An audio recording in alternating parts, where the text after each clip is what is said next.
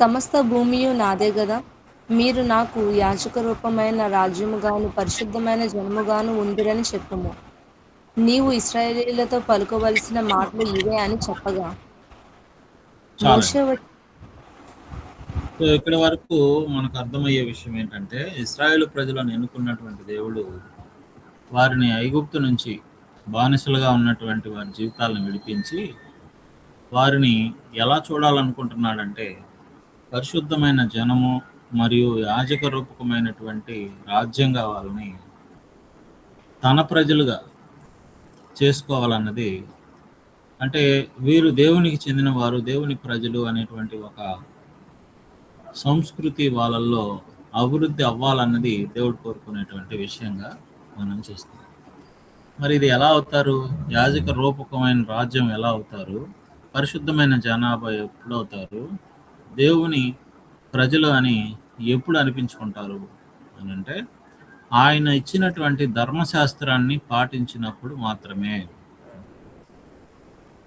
దేవుడిచ్చినటువంటి ధర్మశాస్త్రానికి వ్యతిరేకంగా గనక జీవిస్తే ఈ లక్ష్యాలు వాళ్ళు సాధించడం సాధ్యపడదు. సో అందుకనే ముందుగానే వాళ్ళకి తెలియపరిచాడు. మీరు ఈ ధర్మశాస్త్రాన్ని అనుసరిస్తారా లేదా వారిని అడిగి తెలుసుకోండి అని వాళ్ళకి మోషే ద్వారా సందేశాన్ని పంపించాడనమాట. అయితే మోషే ద్వారా ఈ మాటలు విన్నటువంటి వారు వాళ్ళు చక్కగా విన్నారు, మేము పాటిస్తాము అని కూడా ఒప్పుకున్నారు. కాబట్టి దేవుడు చక్కగా వాళ్ళకి ధర్మశాస్త్రాన్ని అనుగ్రహించాడు.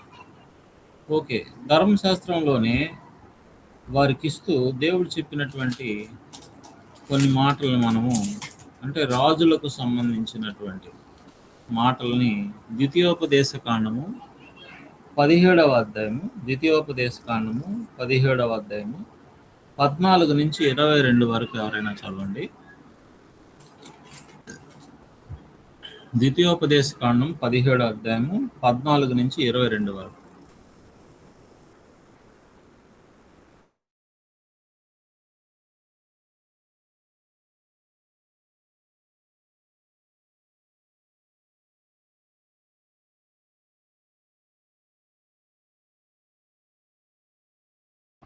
నీ దేవుడైన యెహోవా నీకిచ్చుచున్న దేశమున నీవు ప్రవేశించి, దాని స్వాధీనపరచుకొని అందులో నివసించిన చుట్టూనున్న సమస్త జనము వలె నా మీద రాజును నియమించుకొందుననుకొనిన ఎడ్ల, నీ దేవుడైన యెహోవా ఏర్పరచు వానిని అవశ్యముగా నీ మీద రాజుగా నియమించుకొనవలెను. నీ సహోదరుల్లోనే ఒకని నీ మీద రాజుగా నియమించుకొనవలెను. నీ సహోదరుడొకడు కాని అన్యుని నీ మీద నియమించుకొనకూడదు. అతడు గుర్రములను విస్తారముగా సంపాదించుకొనవలదు. తాను గుర్రములను హెచ్చుగా సంపాదించుటకు గాను జనులను ఐగుప్తునకు తిరిగి వెళ్ళనీయకూడదు. ఏలయనగా యెహోవా ఇక మీదట మీరు ఈ త్రోవను వెళ్ళకూడదని మీతో చెప్పెను. తన హృదయము తొలగిపోకున్నట్లు అతడు అనేక స్త్రీలను వివాహం చేసుకొనకూడదు. వెండి బంగారములను అతడు తన కొరకు బహుగా విస్తరింపజేసుకొనకూడదు. మరియు అతడు రాజ్య సింహాసనమందు ఆసీనుడైన తరువాత లేవీయులైన యాజకుల స్వాధీనంలోనున్న గ్రంథమును చూచి ఆ ధర్మశాస్త్రమునకు ఒక ప్రతిని తన కొరకు వ్రాసుకొనవలెను. అది అతని యొద్ద ఉండవలెను. తన రాజ్యమందు తానును తన కుమారులను ఇశ్రాయేలు మధ్యను దీర్ఘాయుష్మంతుడగుటకై తాను తన సహోదరుల మీద గర్వించి ఈ ధర్మమును విడిచిపెట్టి కుడికి గాని ఎడమకు గాని తాను తొలగక యుండునట్లు తన దేవుడైన యెహోవాకు భయపడి ఈ ధర్మశాస్త్ర వాక్యములన్నిటినీ ఈ కట్టడలను అనుసరించి నడువ నేర్చుకొనుటకు అతడు తాను బ్రతుకు దినములన్నిటిను ఆ గ్రంథమును చదువుచుండవలెను. ఓకే, సో ఒక రాజుగా ఉండాల్సినటువంటి వ్యక్తి యొక్క లక్షణాల గురించి దేవుడు ఇక్కడ తెలియజేయడం మనం చూస్తున్నాం. సో దేవుడు సమస్తం ఎరిగినవాడు. ఇశ్రాయేలు ప్రజల యొక్క జీవన విధానంలో వాళ్ళు రాజుని కోరే అవకాశం ఉంది అని దేవునికి ముందే తెలుసు. కాబట్టి మొదటి సమూయేలు గ్రంథం 8వ అధ్యాయంలో ఈ కోరిక వాళ్ళు కోరారు అన్నమాట సమూయేలు. అయితే రాజుకి ఉండాల్సినటువంటి లక్షణాలు, ఎలాంటి వాడే ఉండాలి రాజు అనే విషయాన్ని దేవుడు ముందుగానే తెలియపరిచాడు. ఒకసారి ఆ క్వాలిటీస్ని మనం పరిశీలిస్తా వద్దాం. ఎందుకంటే దేవుడు ఏది చెప్పాడో దాన్ని జరిగించేవారుగా ఉంటే పర్వాలేదు. దేవుడు చాలా ధర్మశాస్త్ర ప్రకారంగా ఆయన ఇచ్చిన నిబంధనకు లోబడినట్లయితే మేలు జరుగుతుంది. ఒకవేళ లోబడకపోతే దేవుడిచ్చేటువంటి శాపాలు వారి మీదకి వచ్చి తీరుతాయి. సో రాజు అనేవాడు ఎలా ఉండాలి? నా చుట్టూనున్న సమస్త జనము వలె నా మీద రాజును నియమించుకుంటాను అని నువ్వు అనుకుంటే, ఓకే, రాజు మాకు కావాలి, సకల జనులు మర్యాద చొప్పున అని మీరు అనుకుంటే, నీ దేవుడిని యెహోవా ఏర్పరచు వానిని అవశ్యముగా నీ మీద రాజుగా నియమించుకోవాలి. సో నీ మీద రాజుగా దేవుడు ఎవరినైతే ఎన్నుకుంటాడో ఏర్పరచుకుంటాడో వారిని మాత్రమే రాజుగా నియమించాలి. Condition number 1. కండిషన్ నెంబర్ 2, నీ సహోదరుల్లోనే ఒకని నీ మీద రాజుగా నియమించుకోవాలి, అన్యుణ్ణి నియమించుకోకూడదు. అంటే ఇశ్రాయేలు ప్రజల యొక్క 12 గోత్రాలు లేవీకి మినహాయించి ఎవరైతే ఉన్నారో వాళ్ళల్లో మాత్రమే రాజుగా ఎన్నుకోవాలి. అన్ని జనులు ఎవరిని కూడా రాజుగా ఎన్నుకోకూడదు. Condition number 2. కండిషన్ నెంబర్ 3, అతడు గుర్రాలను విస్తారంగా సంపాదించుకోకూడదు. ఇదేంది, రాజు కదా, గుర్రాలు ఎందుకు సాధించుకోకూడదు? గుర్రాలని సంపాదించడం వల్ల రాజులకు గర్వం పెరుగుతుంది. రెండవది, దేవుని మీద ఆధారపడరు. మాకేంటండి, మాకు గుర్రాలు ఉన్నాయి, మేము యుద్ధాలు ఈజీగా గెలిచేస్తాం అనేటువంటి ఒక ధీమా వ్యక్తపరుస్తారు. కాబట్టి ఆ ధైర్యం వాళ్ళలో రాకూడదు. రెండో కారణం చెప్తున్నాడు, జనులను ఐగుప్తునకు తిరిగి వెళ్ళనీయకూడదు. గుర్రాలు పెంచుకోవడం కోసం ఐగుప్తుకి వెళ్ళకూడదు. సో అట్లా వెళితే మళ్ళా వాళ్ళు వెనకబడిపోతారు. కండిషన్ నెంబర్ 3, తన హృదయము తొలగిపోకుండానట్లు అతడు అనేక స్త్రీలను వివాహం చేసుకొనకూడదు. సో తర్వాతి కండిషన్ ఇది, వివాహం చేసుకోకూడదు. అంటే అనేక మంది స్త్రీలను వివాహం చేసుకోకూడదు. వాళ్ళు అతని మనసును తిప్పి విగ్రహారాధన వైపు లేక దేవునికి వ్యతిరేకమైన సంస్కృతుల వైపు మళ్లించేటువంటి ఇది ఉంది, అవకాశం ఉంది. కాబట్టి వాళ్ళు మళ్ళకూడదు. తర్వాత, వెండి బంగారాలు కానీ బహుగా విస్తరింప చేసుకోకూడదు తన కోసం. సో వెండి బంగారాలు ఎక్కువైతే ఏం చేస్తారు, మళ్ళీ అదే రిపీట్ అవుద్ది, గర్వం పెరిగిపోద్ది, దేవుని మీద ఉన్నటువంటి విశ్వాసము నుండి తొలగిపోయేటువంటి ప్రమాదం ఉంది. ఈ రోజుల్లో కూడా డబ్బులు ఎక్కువైపోయినాయంటే మనకి దేవుడు కనిపించడం, మన అవసరాలు కోరికలు ఎక్కువైపోయి వాటిలో మన యొక్క జీవితాన్ని విలాసవంతంగా జీవించడానికి మన సమయం అంతా ఖర్చు అయిపోతూ ఉంటుంది తప్ప దేవునికి ఖర్చు అవ్వదు. ఇది ఒక ప్రమాదం. కాబట్టి తర్వాత కండిషన్ అది. తర్వాత, అతడు రాజసింహాసనం ముందు ఆసీనుడైన తర్వాత లేవీలైన యాజకుల స్వాధీనంలోనున్న గ్రంథమును చూచి ఆ ధర్మశాస్త్ర గ్రంథమునకు ఒక ప్రతిని తన కొరకు రాసుకోవాలి. సో ఒక జెరాక్స్ తీసి పెట్టుకోవాలి. ధర్మశాస్త్రం అంతటిని కూడా ఒక జెరాక్స్ తీసి పెట్టుకోవాలన్నమాట. సో తర్వాత కండిషన్, ధర్మశాస్త్రం ఎందుకు? అది అతని యొద్ద ఉండవలను, తన రాజ్యమందు తానును తన కుమారులను ఇశ్రాయేలు మధ్యను దీర్ఘాయుష్మంతులగుటకై తాను తన సహోదరుల మీద గర్వించి, చూడండి, ఓ నేనే ఇక్కడ రాజుని, మిగిలిన వాళ్ళందరూ వేస్ట్ ఫెలోస్, నేను ఒక్కడినే ఇక్కడ గొప్పవాడిని అనేటువంటి గర్వం వాళ్ళలో రాకూడదు అన్నమాట. వచ్చిందంటే ఏమవుతుంది, ఏమవుతుందో మళ్ళీ చూద్దాం. తర్వాత, ఈ ధర్మమును విడిచిపెట్టి, అంటే ధర్మశాస్త్రాన్ని విడిచిపెట్టి కుడికి కానీ ఎడమకు కానీ తొలగకు వెండునట్లు తన దేవుడైన యెహోవాకు భయపడి ఈ ధర్మశాస్త్ర వాక్యములన్నిటినీ ఈ కట్టడలను అనుసరించి నడువ నేర్చుకొనుటకు అతడు తాను బ్రతుకు దినములన్నిటను ఆ గ్రంథమును చదువుచూ ఉండవలెను. సో రాజు యొక్క అసలైన విధి విధానం ఏంటంటే, అతడు ఖచ్చితంగా ప్రతిరోజు ధర్మశాస్త్రాన్ని చదువుతూ ఉండాలి. తర్వాత తన దగ్గర ఉంచుకోవాలి. దాని ప్రకారంగా పరిపాలన కొనసాగించాలి. దేవుని మీద భయభక్తులు కలిగి ఉండాలి. ఎవరిని పడితే వాళ్ళని పెళ్ళిళ్ళు చేసుకోకూడదు. ఎంతమందిని పడితే అంతమందిని వివాహాలు చేసుకోకూడదు. గుర్రాలు సంపాదించుకోకూడదు. వెండి బంగారాలు విస్తారంగా చేసుకోకూడదు. అంటే దేవుని మీద ఉన్న విశ్వాసం నుంచి తెలియకూడదు. తన సహోదరుల మీద గర్వాన్ని చూపించకూడదు. సో ఇంకొక కారణం ఇర్మియా గ్రంథంలో ఉంది. ఒకసారి ఇర్మియా గ్రంథం 22 అధ్యాయం 3వ వచనంలో, ఇర్మియా గ్రంథం 22 అధ్యాయం 3వ వచనంలో 2 నుంచి చూద్దాం. దావీదు సింహాసనం మీద కూర్చోండి యోధారాజా, నీవును నీ గుమ్మముల ద్వారా ప్రవేశించు నీ ఉద్యోగస్తులను నీ జనులు యెహోవా మాట వినుడని ప్రకటింపుము. నీ జనులను యెహోవా మాట వినండని ప్రకటించాలి. యెహోవా ఇలాగ ఆజ్ఞ ఇచ్చుచున్నాడు, మీరు నీతి న్యాయములను అనుసరించి నడుచుకొనుడి. దోచుకొనబడిన వానిని బాధపెట్టు వాని చేతిలో నుండి విడిపించండి. పరదేశులైనను తండ్రి లేని వారినైనను విధవరాండ్రైనను బాధింపకుడి. వారికి ఉపద్రవము కలగజేయకుడి. ఈ స్థలములో నిరపరాధుల రక్తము చిందింపకుడి.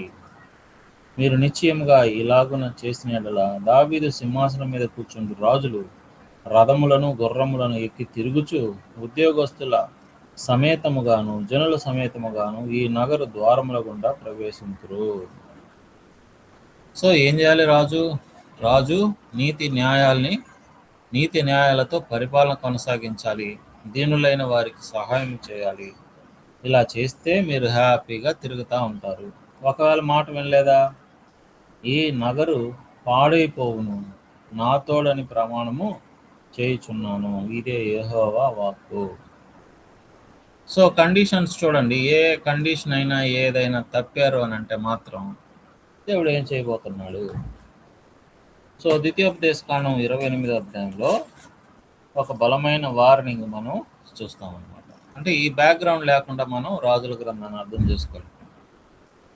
28వ అధ్యాయం 1వ వచనం, నీవు నీ దేవుడైన యెహోవా మాట శ్రద్ధగా విని నేడు నేను నీకు ఆజ్ఞాపించుచున్న ఆయన ఆజ్ఞలన్నిటినీ అనుసరించి నడుచుకొనిన ఎడల, నడుచుకుంటే ఎలా ఉంటుంది లైఫ్? భూమి మీదనున్న సమస్త జనముల కంటే నిన్ను హెచ్చించును. నీవు నీ దేవుడైన యెహోవా మాట వినిన ఎడల ఈ దీవెనలన్నీ నీ మీదకి వస్తాయి.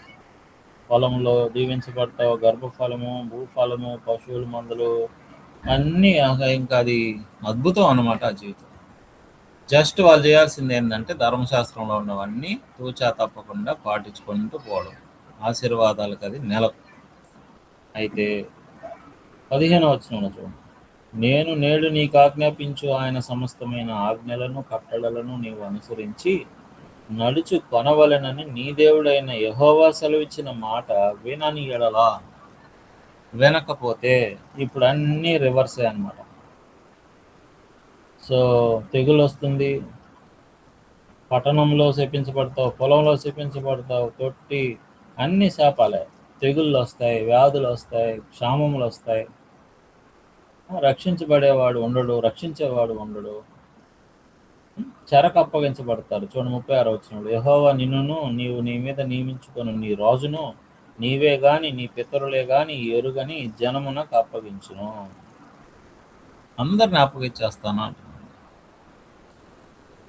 సో బిడ్డలు 40వ వచనంలో, ఒలీవ చెట్లు నీ సమస్త ప్రాంతంలో ఉండును కానీ తైలంతో తల అంటుకొనవు.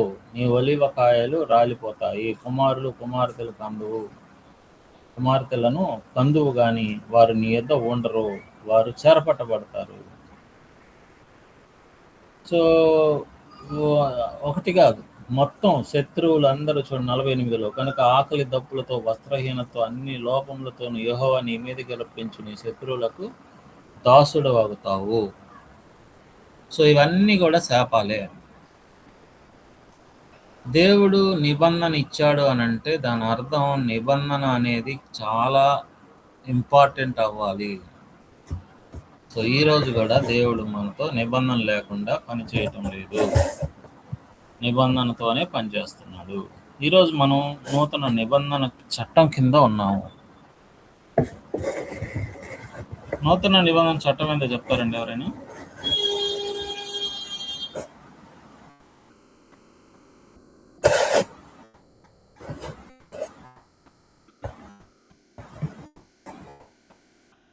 ఇప్పుడు మనం చదివింది పాత నిబంధన చట్టం అంటే ధర్మశాస్త్రం, ఇస్రాయేల్ ప్రజలకు ఇవ్వబడిన ధర్మశాస్త్రంలోని విషయం. కొత్త నిబంధన చట్టం ఏంటది? అంటే దేన్ని బేస్ చేసుకొని ఉంది అని చెప్పి అడుగుతున్నారా సార్? అంటే మన నిబంధన కింద ఉన్నామా ఇప్పుడు? క్రైస్తవుల నిబంధన కింద ఉన్నారా? ధర్మశాస్త్ర నిబంధన కింద లేదు, యేసుక్రీస్తు వారు ఇచ్చిన కొత్త నిబంధన కింద ఉన్నారు. ఓకే, కొత్త నిబంధన కింద ఉన్నాం. కొత్త నిబంధన అంటే ఏంటి? ఏమున్నాయి అందులో అన్ని అంశాలు?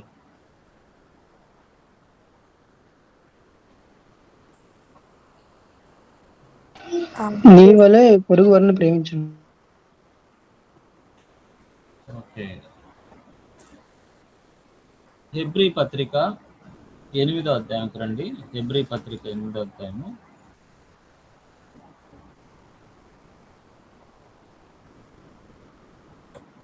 ఎనిమిదో అధ్యాయము 8వ వచనం నుంచి చదవండి.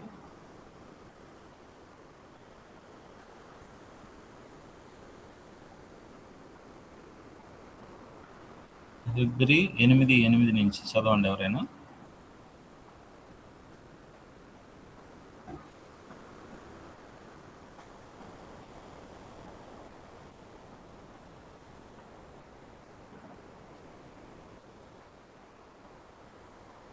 అయితే ఆయన ఆపేక్షించి వారితో ఇలాగ చెప్పాడు, ప్రభువు ఇట్లా నేను ఇదిగో ఒక కాలం వచ్చుతున్నది, అప్పటిలో ఇశ్రాయేలు ఇంటి వారితోనూ యూదా ఇంటి వారితోనూ నేను క్రొత్త నిబంధన చేయుదును. అది నేను ఐగుప్తులో నుండి వీరి పితరులను వెలుపలకు రప్పించుటకై వారిని చెయ్యి పట్టుకొనిన దినమున వారితో నేను చేసిన నిబంధన వంటిది కాదు.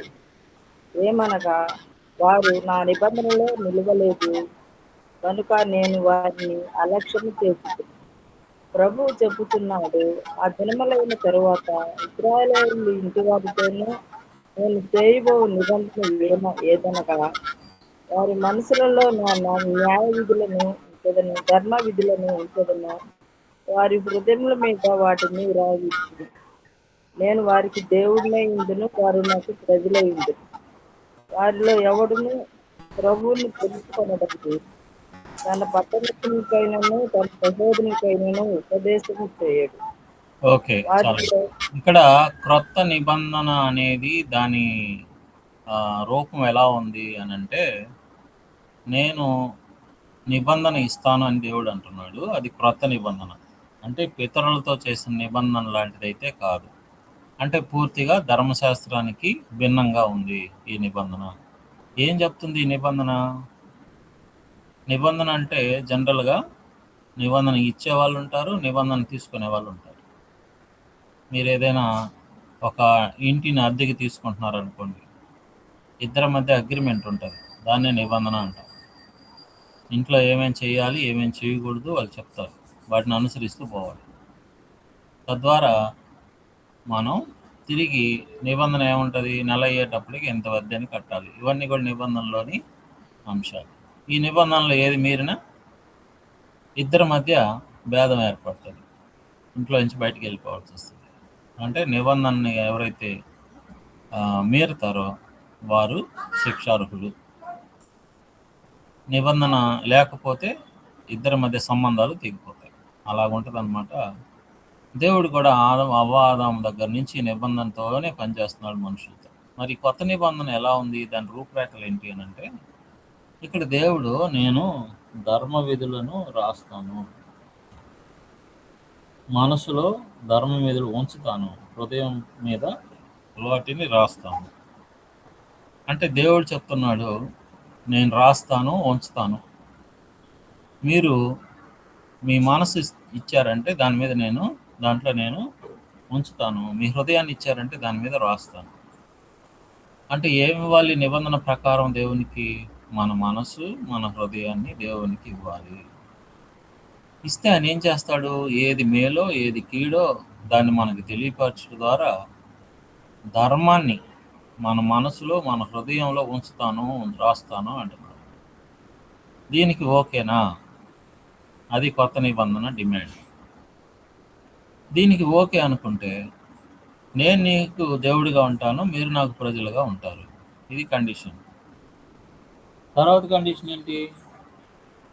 12వ వచనంలో, నేను వారి దోషముల విషయమై దయగలిగి వారి పాపములను ఇకను ఎన్నడూను జ్ఞాపకము చేసుకొనను. ఇది కండిషన్. దేవుడు అడిగి చూడండి, కొత్త నిబంధన కొద్దిగా ఉంటుంది, పాత నిబంధన ఏమో ఇంత పెద్ద పుస్తకం.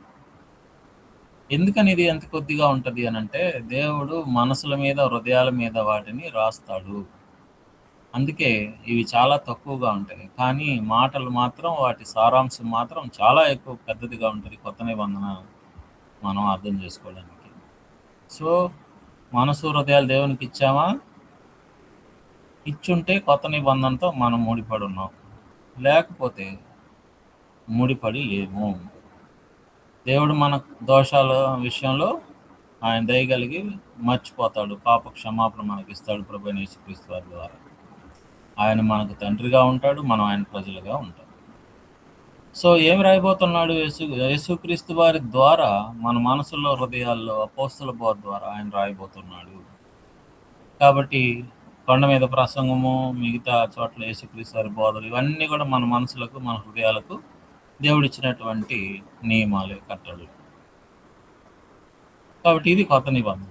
ఒకవేళ పాత నిబంధనలో వారికి వలె మనము కానీ కొత్త నిబంధనని మీరేమనుకోండి, నేను రాయించుకోనండి, నా హృదయం ఇదిగో డబ్బుకి ఇచ్చేసిన, నా హృదయం అమ్మాయికి ఇచ్చేసిన, లేదు మా అబ్బాయికి ఇచ్చేసిన, నా హృదయం నా దగ్గర లేదు, నా మనసు నా ఇష్టం వచ్చిన చోట నేను ఉంచుకుంటా, ఏది పడితే అది దాంట్లో పెట్టుకుంటా, వాక్యానికి నేను చోటు ఇవ్వను అని మనం నిబంధన మీరేమనుకోండి, ఏం జరుగుతుందో చెప్తారండి?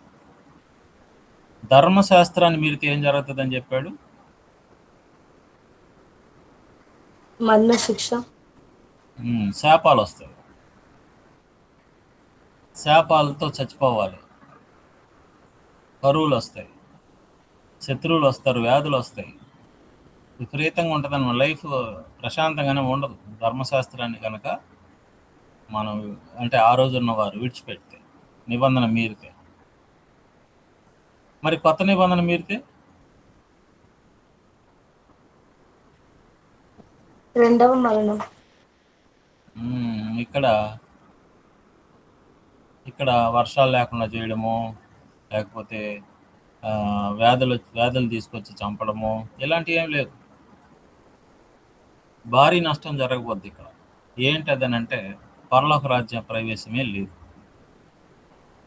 కాబట్టి ఈ రోజుల్లో నిబంధనని మీరిపోయి, కొత్త నిబంధనని మీరిపోయి హృదయాలు మనసులు దేవునికి ఇవ్వలేక ఇబ్బంది పడుతున్న ప్రతి ఒక్కరు కూడా సంతోషంగానే ఉండొచ్చు, బాగానే ఉంటాయి జీవితాలు, కానీ పరలోక రాజ్యానికి అర్హతని వాళ్ళు సంపాదించుకోలేరు. అది ఒక దౌర్భాగ్యమైనటువంటి శాపం.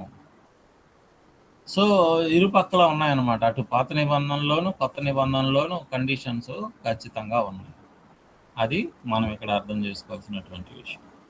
ఓకే, రాజులు ఎలా ఉండాలో దేవుడు చెప్పాడు, అలాగే ధర్మశాస్త్రాన్ని పాటిస్తే ఎలాంటి మేలుకరమైన విషయాలు ఉన్నాయో చెప్పాడు. పాటించకపోతే ఎంత శాపంతో కూడినటువంటి జీవితం వారికి అందుబాటులో ఉందో తెలియజేశాడు. దేవుడు మాట తప్పడు, తన నిబంధనని ఆపడు. కాబట్టి ఆయన తన నిబంధన ఖచ్చితంగా పాటిస్తాడు, ఆయన పాత్ర ఆయన పోషిస్తాడు. కానీ నిబంధన తీసుకున్నటువంటి ప్రజలు ఎలా ఉంటారు, అదే పాత నిబంధనలో ఉండే ఇశ్రాయేలు చరిత్ర అంతా దాని మీదే ఉంటుంది. కాబట్టి ఇప్పుడు దేవుడు ఖచ్చితంగా చూస్తున్నాడు, ఈ ఆజ్ఞ ప్రకారం వీళ్ళు నడుస్తున్నారా లేదా, ఈ ఆజ్ఞ ప్రకారం వీళ్ళు ప్రవర్తిస్తున్నారా లేదా. ప్రవర్తించారంటే వాళ్ళకి వర్షాలు పడతాయి, ప్రవర్తించారంటే వాళ్ళకి అభివృద్ధి వస్తుంది, ప్రవర్తించలేదంటే శాపం వస్తుంది. సో ఇది మనం చూడాల్సినటువంటి కోణం. సో ఈ కోణంలో చరిత్ర అంతా దాని మీదే డిపెండ్ అయి ఉంటుంది. సో 8వ అధ్యాయం 1 సమూయేలు గ్రంథం వచ్చేటప్పటికే మొదటి సమూయేలు గ్రంథం 8వ అధ్యాయం వరకు న్యాయాధిపతులు వాళ్ళకు ఉండేవాళ్ళు. ఏదైనా అన్యాయం జరిగినప్పుడు వాళ్ళు ధర్మశాస్త్ర ప్రకారంగా ఏది మంచో ఏది కీడో ఏది శిక్షో వాళ్ళకి తెలియజేయడానికి న్యాయాధిపతులు ఉండేవాళ్ళు. అయితే 8వ అధ్యాయం వచ్చేటప్పటికి సమూయేలు వృద్ధుడై తన కుమారులను ఇశ్రాయేలు మీద న్యాయాధిపతులుగా నియమించాడు. అతని జ్యేష్ఠ కుమారుని పేరు యావేలు, రెండవ వాని పేరు అబియా. వీరు బెయేర్షెబాలో న్యాయాధిపతులుగా ఉండి అతని కుమారులు అతని ప్రవర్తనను అనుసరింపక ధనాపేక్షలు లంచములు పుచ్చుకొని న్యాయమును త్రిప్పేశారు. సో ఇది కొంచెం కఠినమైనటువంటి ఇదే న్యాయాన్ని తప్పారు. ఇశ్రాయేలీయుల పెద్దలందరూ కూడి రామాలో సమూయేలు దగ్గరికి వచ్చారు. చిత్తగించుము, నీ వృద్ధుడు, నీ కుమారులు నీలాగా ప్రవర్తించడంలా సకల జనుల మర్యాద చొప్పున మాకు రాజును నియమించుము. చూడండి, ఎక్కడ దేవుడు ముందే ఎక్స్పెక్ట్ చేసి దానికి సంబంధించినటువంటి కట్టడలు కూడా ఇచ్చేస్తున్నాడు. మీకు రాజు కావాలని అనుకుంటే నేనే ఏర్పాటు చేస్తాను, వాడు ఇట్లా ఉండాలి, రాజు ఇలా ఉండాలి, ఇలా ఉండాలని ముందుగానే చెప్పేసి. సో వీళ్ళు వచ్చి అదే అడిగారు, మాకు సకల జనుల మర్యాద చొప్పున రాజు కావాలి. అతడు మాకు న్యాయం తీర్చిన అతనితో అనేది, మాకు న్యాయం తీర్చుటకే రాజు నియమించమని వారు అనిన మాట సమూయేలు దృష్టికి ప్రతికూలంగా ఉండెను. సో సమూయేలుని బాధ పెట్టింది ఆ మాట. దేవుణ్ణి వదిలేసినారేంది వీళ్ళు, రాజు కావాలంటున్నారేంది. సమూయేలు యెహోవాకు ప్రార్థన చేసింది. అందుకు యెహోవా ఏమన్నాడు, దేవుడు ఏమన్నాడు, జనులు నీతో చెప్పిన మాటలు అన్నిటి ప్రకారము జరిగించుము. వారు నిన్ను విసర్జించలేదు కానీ తమ్మును ఏలకుండా నన్నే విసర్జించి ఉన్నారు. వారు నన్ను విసర్జించి ఇతర దేవతలను పూజించి నేను ఐగుప్తు నుండి వారు రప్పించినట్లు నేటి వరకు తాము చేయుచూ వచ్చిన కార్యములన్నిటి ప్రకారము వారు నీ ఎడలను జరిగించి ఉన్నారు. ఓకే, వారి మాటలు అంగీకరించు. అయితే వారిని ఏలబో రాజు ఎలాంటి వాడో నీవే సాక్షివే వారికి దృఢంగా చెప్పు. సో ద్వితీయోపదేశ కాండం అయిపోయేటప్పటికి ఎన్నో తప్పులు చేసేస్తున్నారు ఇజ్రాయెల్ ప్రజలు. ఆ తర్వాత యెహోషువ గ్రంథం అంతా యుద్ధాలు, తర్వాత న్యాయాధిపతుల గ్రంథంలో ఎన్ని వంకర దారులు ఎత్తుక్కున్నారు, ధర్మశాస్త్రాన్ని పక్కన పెట్టి ఎన్నోసార్లు చెరలోకి వెళ్ళిపోయారు. సో ఇవన్నీ కూడా గుర్తు చేశాడు దేవుడు సమూయేలుకి. కాబట్టి సరే, వాళ్ళు అడిగింది ఇచ్చేసి. రాజు ఎలా ఉంటాడంటే మిమ్మల్ని ఏలబో రాజు ఎట్టివాడనగా 11వ వచనంలో, అతడు మీ కుమారులను పట్టుకొని తన రథములను తోలుటకును తన గుర్రములను కాపాడుటకును వారిని ఉంచుకుంటాడు. కొందరు అతని రథంలో ముందర పరిగెస్తారు. సో ఏం జరగబోద్దు అనేది అన్నీ కూడా చెప్పేసినాడు అనమాట. మీరు ఎన్నుకోబోయే రాజుకి చాకరీ చేసుకోవాల్సి వస్తుంది అని అంటే వాళ్ళు ఏమన్నారు, మాకు రాజు కావాల్సిందే. 22లో వారి మాటలు విని వారికి ఒక రాజు నియమించమని సమూయేలునకు సెలవేయగా సమూయేలు మీరందరూ మీ గ్రామాలకు పొండని చెప్పేశాడు. సో మొత్తానికి రాజు కావాలని వాళ్ళే కోరారు. దేవుని చిత్తం కాదది, కానీ వాళ్ళు కోరారు. అయినా కానీ వారికి రాజునివ్వడానికి దేవుడు సిద్ధపడ్డాడు. సో మొట్టమొదటి రాజు నియమితుడు అయ్యాడు అన్నమాట. సో ఇక్కడ మీకు ఒక చార్ట్ చూపిస్తాను నేను.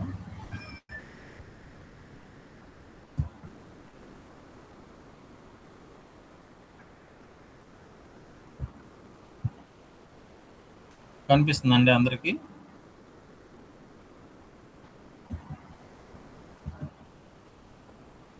ఓకే. సో ఇక్కడ చూడండి, ఐక్య ఇశ్రాయేలు అని ఉంది. అంటే ఇశ్రాయేలు ప్రజలు 2 భాగాలుగా విభజించబడ్డారన్నమాట. అందులో ఒకటి ఇశ్రాయేల్ రాజులు, రెండోది యూదా రాజ్యం. అంటే 2 గోత్రాల వాళ్ళు యూదా, బెన్యామీను, మిగిలిన 10 గోత్రాల వాళ్ళు ఒక రాజ్యంగా ఏర్పడ్డారు. అయితే అలా ఏర్పడక ముందే మొట్టమొదటి రాజు సౌలు రాజు. కాబట్టి సౌలు రాజు ఇప్పుడు ఎలా నడుచుకోవాలి చెప్తారు మీరు? దేవుడు చెప్పినట్టు ఆ ధర్మ విధులు అనుసరిస్తూ తను బ్రతకాలి. తన పుస్తకం రెడీగా పెట్టుకోవాలి. ధర్మశాస్త్రం యొక్క ఒక ప్రతిని తన దగ్గరే పెట్టుకోవాలి.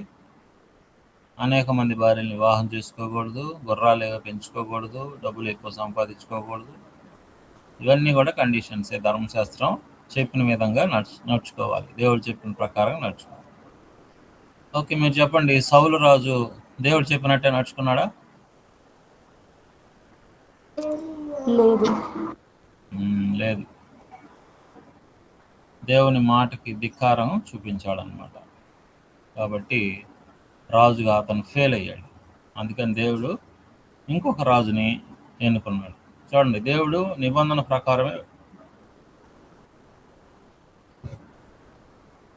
ప్రకారమే దేవుడు వెళ్తాడు. దేవుడు చెప్పినట్టుగా అమాలేకీల దగ్గరికి వెళ్ళి వారి యొక్క పట్టణాన్ని నాశనం చేయమని చెప్పి దేవుడు చెప్తే బలివ్వడానికి బాగున్నాయని చెప్పి సౌలు రాజు వాటిని తెచ్చుకున్నాడు అనమాట. దేవుని మాటకి ఇది వ్యతిరేకమైన విషయం. నాశనం చేయమంటే చేయాల్సిందే. వాళ్ళ సంస్కృతిలో ఉన్నది ఏది కూడా దేవునికి అవసరం. దేవుడికి బలిస్తే సంతోషపడతాడని మనం భావించకూడదు.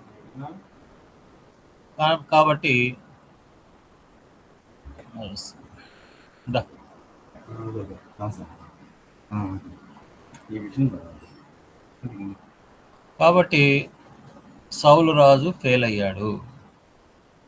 తర్వాత దేవుడు దావీదును రాజుగా ఎన్నుకున్నాడు అనమాట. సో దావీదు పాస్ అయినాడా రాజుగా? పాస్ అయ్యాడు. అయినప్పటికీ ధర్మశాస్త్రంలో ఉన్నటువంటి 2 ప్రధానమైన ఆజ్ఞల్ని మీరాడు. ఏమిటా 2 చెప్తారా?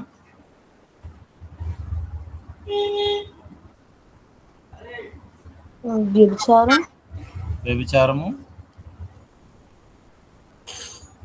ఇశ్రాయేల్ జనసంఖ్య చేయకూడదు అన్నది మళ్ళీ హత్య చేయుట,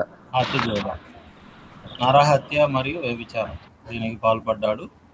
కానీ పరిపాలన మాత్రం బేషుగ్గానే చేశాడు. కానీ వాటి విషయంలో ఆయన పశ్చాత్తాపడడం వల్ల ఆయన అంగీకరించబడ్డాడు. లేకపోతే ఆ విషయంలో కూడా మరణ శిక్ష ఆయనకి విధించబడి ఉండేది. అయినప్పటికీ కూడా దాని శిక్షను భరించాడు. నరహత్య చేసిన దానికి తన కుమారులే హత్యకు గురైనారు. కాబట్టి అంతకు మించిన బాధ మరొకటి ఉండదు. తన కుమారులే ఒకరినొకరు హత్య చేసేసారు. ఒకరేమో మరి అబ్షాలోముని చంపేస్తారు తన సేనాధిపతులే. సో వ్యభిచారానికి బదులుగా తన ఉపపత్నుల్ని అబ్షాలోము బహిరంగంగా రేపు చేశాడు. సో అంతకు మించిన బాధ మరొకటి ఉండదు. శిక్ష అయితే పడింది, మరణ శిక్ష మాత్రం పడలేదు దానికి సంబంధించి. కాబట్టి దావీదు గారు మిగిలిన విషయాల్లో దేవుని గణపరిచాడు. ధర్మశాస్త్ర ప్రకారంగా అనేక మంది లేవీయుల్ని ఏర్పాటు చేశాడు.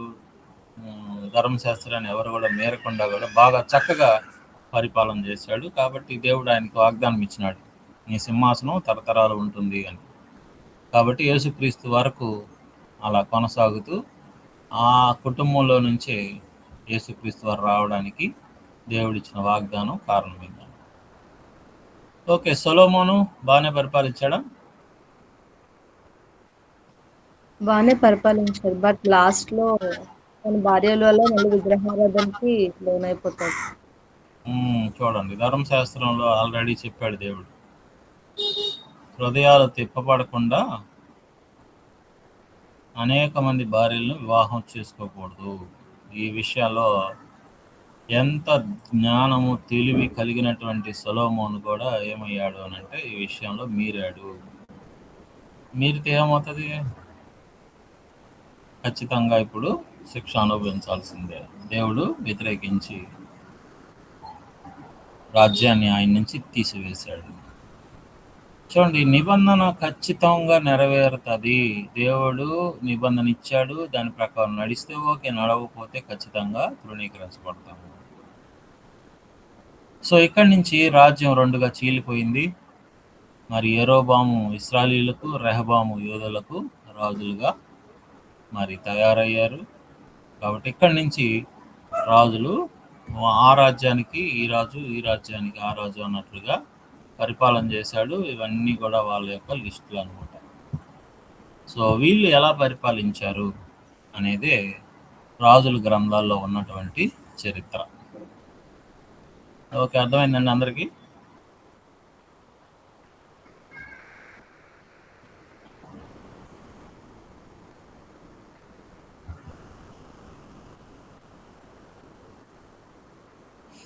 ఇది రాజుల గ్రంథం చెప్పేటువంటి చరిత్ర. వాళ్ళు ధర్మశాస్త్రాన్ని అనుసరించారా, అనుసరించలేదా, అనుసరిస్తే ఎలా అనుసరించారు, దాని ద్వారా పొందినటువంటి మేళ్ళేంటి, దాని ద్వారా పొందినటువంటి శాపాలేంటి అనేది ఇందులో ముఖ్యంగా మనం చూసేటువంటి విషయం.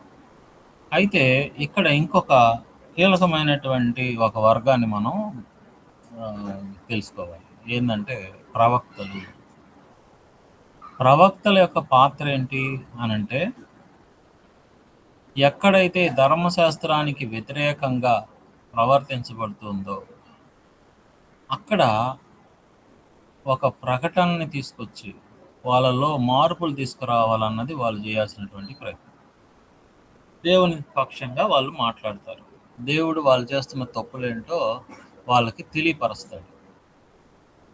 సో తద్వారా వాళ్ళు తమ జీవితాలని కాపాడుకునేటువంటి అవకాశం ఉంది, మారుమనసు పొందేటువంటి అవకాశం ఉంది.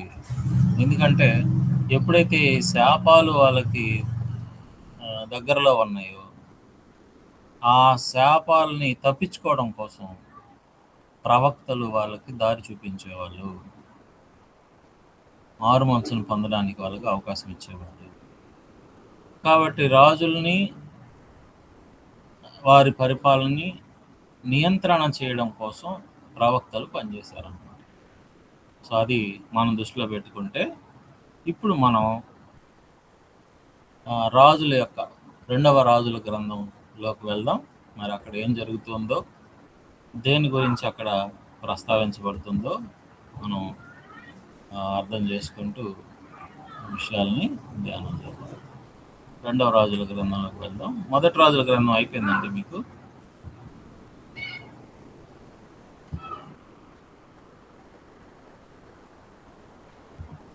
అయిపోయింది సార్. ఓకే.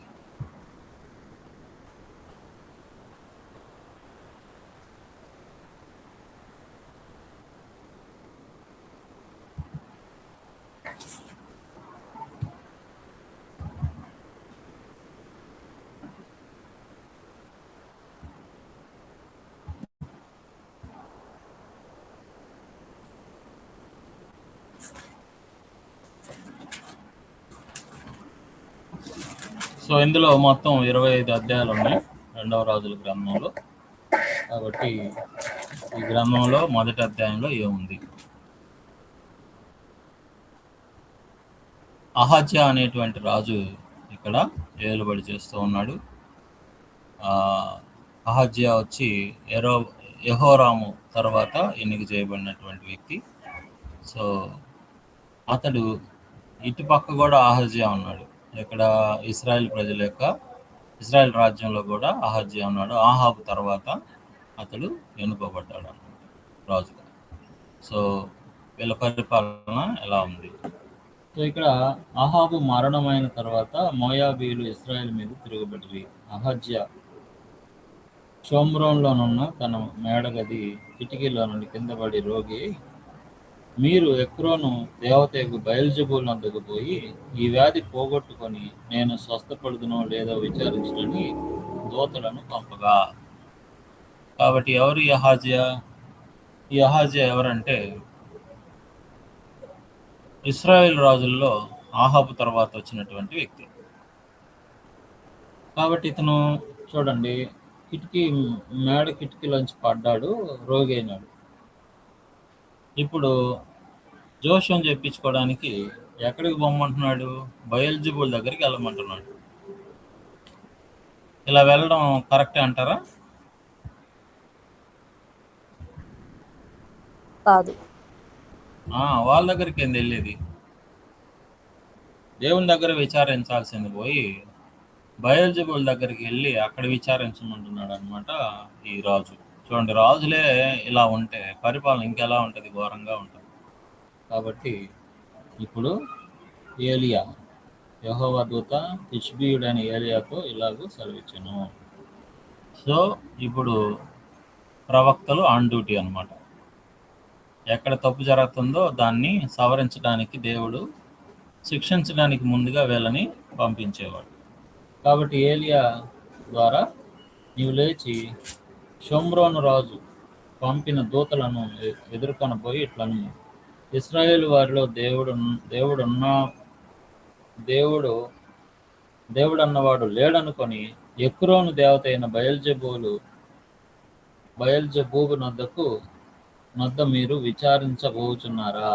కాగా యెహోవా సెలవిచ్చినదేమనగా, నీవెక్కిన మంచము మీద నుండి దిగి రాకుండా నీవు నిశ్చయముగా మరణమవుదువు అని ఏలియా వారితో చెప్పి వెళ్ళిపోయాను.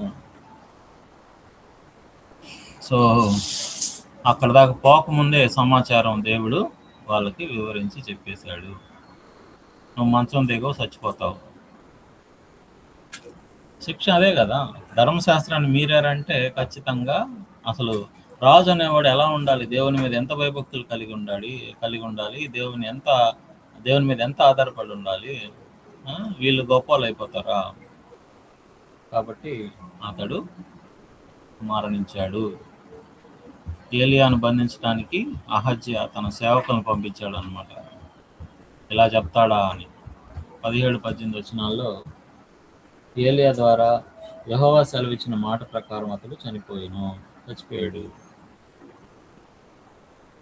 సో అతని తర్వాత యెహోషాపాతు, అతని కుమారుడు లేనందున యోధారాజైన యెహోషాపాతు కుమారుడైన యెహోరాము ఏలుబడిలో 2వ సంవత్సరం ముందు యెహోరాము అతనికి మారుగా రాజు అయ్యాడు. సో రాజు మారిపోయాడు. సో దేవుని యొక్క ధర్మశాస్త్రానికి అనుకూలంగా ఉంటే వాళ్ళు బతుకుతారు, వాళ్ళ జీవితాలు బాగుంటాయి, వాళ్ళ పరిపాలన బాగుంటుంది. లేకపోతే వాళ్ళు మరణానికి, శాపాలకి గురవుతారు. సో 2వ అధ్యాయంలో ఏముంది? 2వ అధ్యాయంలో ఏలియా తన సేవల్ని ముగించబోతూ ఉన్నాడు. 1 నుంచి 11 వచనాల్లో ఏలియా యొక్క ఆరోహణం. సో ఈయన ఆరోహణం ఎలా జరిగింది? బేతేల్లో ఉన్న ప్రవక్తల శిష్యులు ఎలీషా వద్దకు వచ్చి, నేడు యెహోవా నీ యొద్ద నుండి నీ గురువును పరమునకు తీసుకొని పోవునని నీ ఎరుగుదువా అని ఎలీషాను అడుగుగా, అతడు నేను ఎరుగుదును, మీరు ఊరుకుండండి అని చెప్పాడు. పిమ్మట ఎలీషా, యెహోవా నన్ను యెరికోకు పొమ్మని సెలవిచ్చున్నాడు గనుక నీవు దయచేసి ఇక్కడ ఉండమని ఎలీషాతో అనగా, అతడు యెహోవా జీవము తోడు నీ జీవము తోడు నేను విడువనెను. కనుక వారిద్దరూ యెరికోకు ప్రయాణం చేశారు. యెరికోలో ఉన్న ప్రవక్తల శిష్యులు ఎలీషా వద్దకు వచ్చి, నేడు యెహోవా నీ యొద్దను నీ గురువును పరమునకు తీసుకొని పోవునని నీ ఎరుగుదువా అని ఎలీషాను అడుగు, అతడు నేను ఎరుగుదును, మీరు ఊరకుండండి అని మళ్ళీ అదే చెప్పాడు. అంతటా ఏలియా, యెహోవా నన్ను యోర్దానుకు పొమ్మని సెలవిచ్చినాడు కనుక నువ్వు ఇక్కడే ఉండు అని ఎలీషాతో అన్నా కానీ అతడు, నేను మాత్రం ఖచ్చితంగా నిన్ను విడువన వస్తానని చెప్పేసి. సో ప్రవక్తల శిష్యుల్లో 10 మంది దూరంలో నిలిచి ఉండగా వారిద్దరూ యోర్దాను దగ్గర నిలిచింది. అంతటా ఏలియా తన దుప్పలు తీసుకొని మడత పెట్టి నీటి మీద కొట్టగా అది యువతలకు అవతలకు విడిపోయాను. కనుక వారిద్దరూ పొడి నేల మీద దాటిపోయారు. సో దాటిపోయిన తర్వాత ఏం జరిగింది? నేను నీ యొద్ద నుండి తీయబడక మునుపు నీ కొరకు నేనేం చేయకూడదునో దాన్ని అడుగుమని చెప్పగా ఎలీషా ఏమంటున్నాడు? నీకు కలిగిన ఆత్మలు నాకు 2 పాళ్ళు నా మీదకి వచ్చినట్లుగా దయచేయము అని అడిగాడు.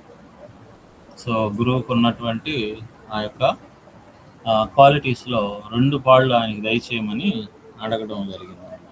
అందుకు అతడు, నీవు అడిగినది కష్టతరంగా ఉన్నది, అయితే నీ యొద్ద నుండి తీసివేయబడినప్పుడు నేను నీకు కనబడితే ఆ ప్రకారం నీకు లభిస్తుంది, కనపడకపోతే అది కాకపోను. వారు ఇంకా వెలుచు మాట్లాడుచుండగా ఇదిగో అగ్ని రథమును అగ్ని గుర్రాలు కనబడి వీరిద్దరిని వేరు చేశాను. అప్పుడు ఏలియా సుడిగాలి చేత ఆకాశమునకు ఆరోహణమాయను. ఎలీషా అది చూచి, నా తండ్రి ఇశ్రాయేలు వారికి రథమును రౌతులను నీవే అని కేకలు వేసును. అంతటా ఏలియా అతనికి మరలా కనపడకపోయాను. సో ఎలీషా తర్వాత మరి ప్రవక్తగా తన యొక్క విధులను నిర్వహించబోతున్నాడు అనేది ముఖ్యంగా ఇందులో మనకు కనబడేటువంటి విషయం. 19 నుంచి 22 వచనాల్లో ఎరికోలో ఎలీషా చెడ్డ నీటిని మంచి నీటిగా మార్చేటువంటి సంఘటన మనం అక్కడ చూస్తాం. ప్రవక్తల శిష్యులు ఏలియా దేహాన్ని వెతికారు కానీ దొరకలేదు. కాబట్టి హానోకు ఎలా కొనిపోబడ్డాడో అలాగే ఏలియా కూడా కొనిపోబడినట్టుగా ఇక్కడ మనం చూస్తాం. సో అది 2వ అధ్యాయము. తర్వాత 3వ అధ్యాయంలో ఏముంది? 3వ అధ్యాయంలో ఇశ్రాయేలు రాజు అయినటువంటి, ఇశ్రాయేల్ రాజు అని అంటే అర్థం ఏంటంటే మీకు ఆ లిస్టులో ఉన్నటువంటి ఈ పక్క భాగం ఇశ్రాయేల్ రాజులు అన్నమాట. వాళ్ళ జీవితాల్లో ఏం జరిగింది అనేది ఇక్కడ తెలియపరుస్తున్నాడు. సో యెహోరాము గురించి చరిత్ర ఉంది. ఆహాబు కుమారుడైన యెహోరాము యూదారాజు అయిన యెహోషాపాతు ఏలుబడిలో 18వ సంవత్సరం ముందు షోమ్రోన్లో ఇశ్రాయేలుకి రాజు 12 సంవత్సరాలు ఏలాడు. 12 సంవత్సరాలు ఏలాడు. ఇతడు తన తల్లిదండ్రులు చేసిన ప్రకారం చేయక తన తండ్రి నిలిపిన బయలుదేవతా స్తంభమును తీసివేసెను. సో ఇక్కడ ఒక గుడ్ రిపోర్ట్ ఉంది దీని గురించి. కానీ యెహోవా దృష్టికి చెడుతనము చేయటం మానకుండెను. చూడండి, ఇది ఒక్కటి మాత్రం చేశాడు కానీ, దేవతా స్తంభాలు తీసివేశాడు కానీ దేవుని దృష్టికి మాత్రం చెడుతనం మానలేదు. ఇశ్రాయేలు వారు పాపం చేయడానికి కారకుడగు నేబాతు కుమారుడని యెరోబాము చేసిన పాపములను విడువక చేస్తూనే ఉంటున్నాడు. రిపోర్ట్ బాగలేదు. వీళ్ళు రాజులు అవుతున్నారు కానీ వాళ్ళ విధి విధానాలు ఏంటో వాళ్ళు మర్చిపోతున్నారు. తాము ఏం చేయాలో తమ యొక్క దేవుని చిత్తాన్ని జరిగించడంలో వాళ్ళు విఫలమవుతున్నారు. కాబట్టి మోయాబు రాజు అయిన మేష అనేకమైన మందలు గలవాడి 1,00,000 గొర్రెపిల్లను బొచ్చుగల 1,00,000 గొర్రె పొట్టేలను ఇశ్రాయేలుకు రాజునకు పన్నుగా ఇచ్చుచుండువాడు మోయాబు రాజు. అయితే ఆహాబు మరణమైన తర్వాత మోయాబు రాజు ఇశ్రాయేలు మీద తిరుగుబాటు చేయగా యెహోరాము షోమ్రోన్ నుండి బయలుదేరి ఇశ్రాయేలు వారి అందరినీ సమకూర్చాడు. యూదారాజైన యెహోషాపాతునకు వర్తమానం పంపి, మోయాబు రాజు నా మీద తిరుగుబాటు చేసి ఉన్నాడు, నీవు వచ్చి నాతో కూడా మోయాబులతో యుద్ధం చేసేదావు అని అడుగు. అతడు, నేను నీ వాడనై ఉన్నాను, నా జనుడు నీ జనుడు, నా గుర్రాలు నీ గుర్రాలే, నేను బయలుదేరి వచ్చేదని ప్రతిజ్ఞించాడు.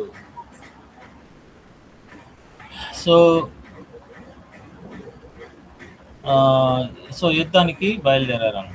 కానీ యుద్ధాలు వస్తాయి, అది దేవుడు చెప్పింది. మీరు కనుక సరైన దారిలో నడిచినారా ఓకే, లేదంటే శత్రువులు మీ మీద బలపడతారు. కాబట్టి ఇక్కడ యూదా రాజు కూడా అతనితో కలిసి యుద్ధం చేయడానికి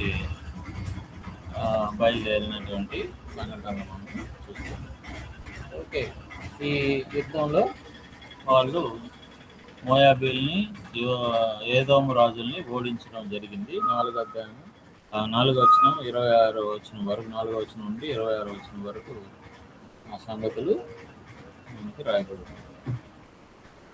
ఓకే, 27వ వచనంలో మోయాబు రాజు అప్పుడు అతడు తనకు మారుగా ఏలవలసిన తన జ్యేష్ఠ కుమార్ తీసుకుని పట్టణ ప్రాకారం మీద దహన బలిగా అర్పింపగా ఇశ్రాయేలు వారి మీదకి కోపం బహుగా వచ్చిన కనుక వారు అతన్ని విడిచి తమ దేశమునకు పారిపోయి.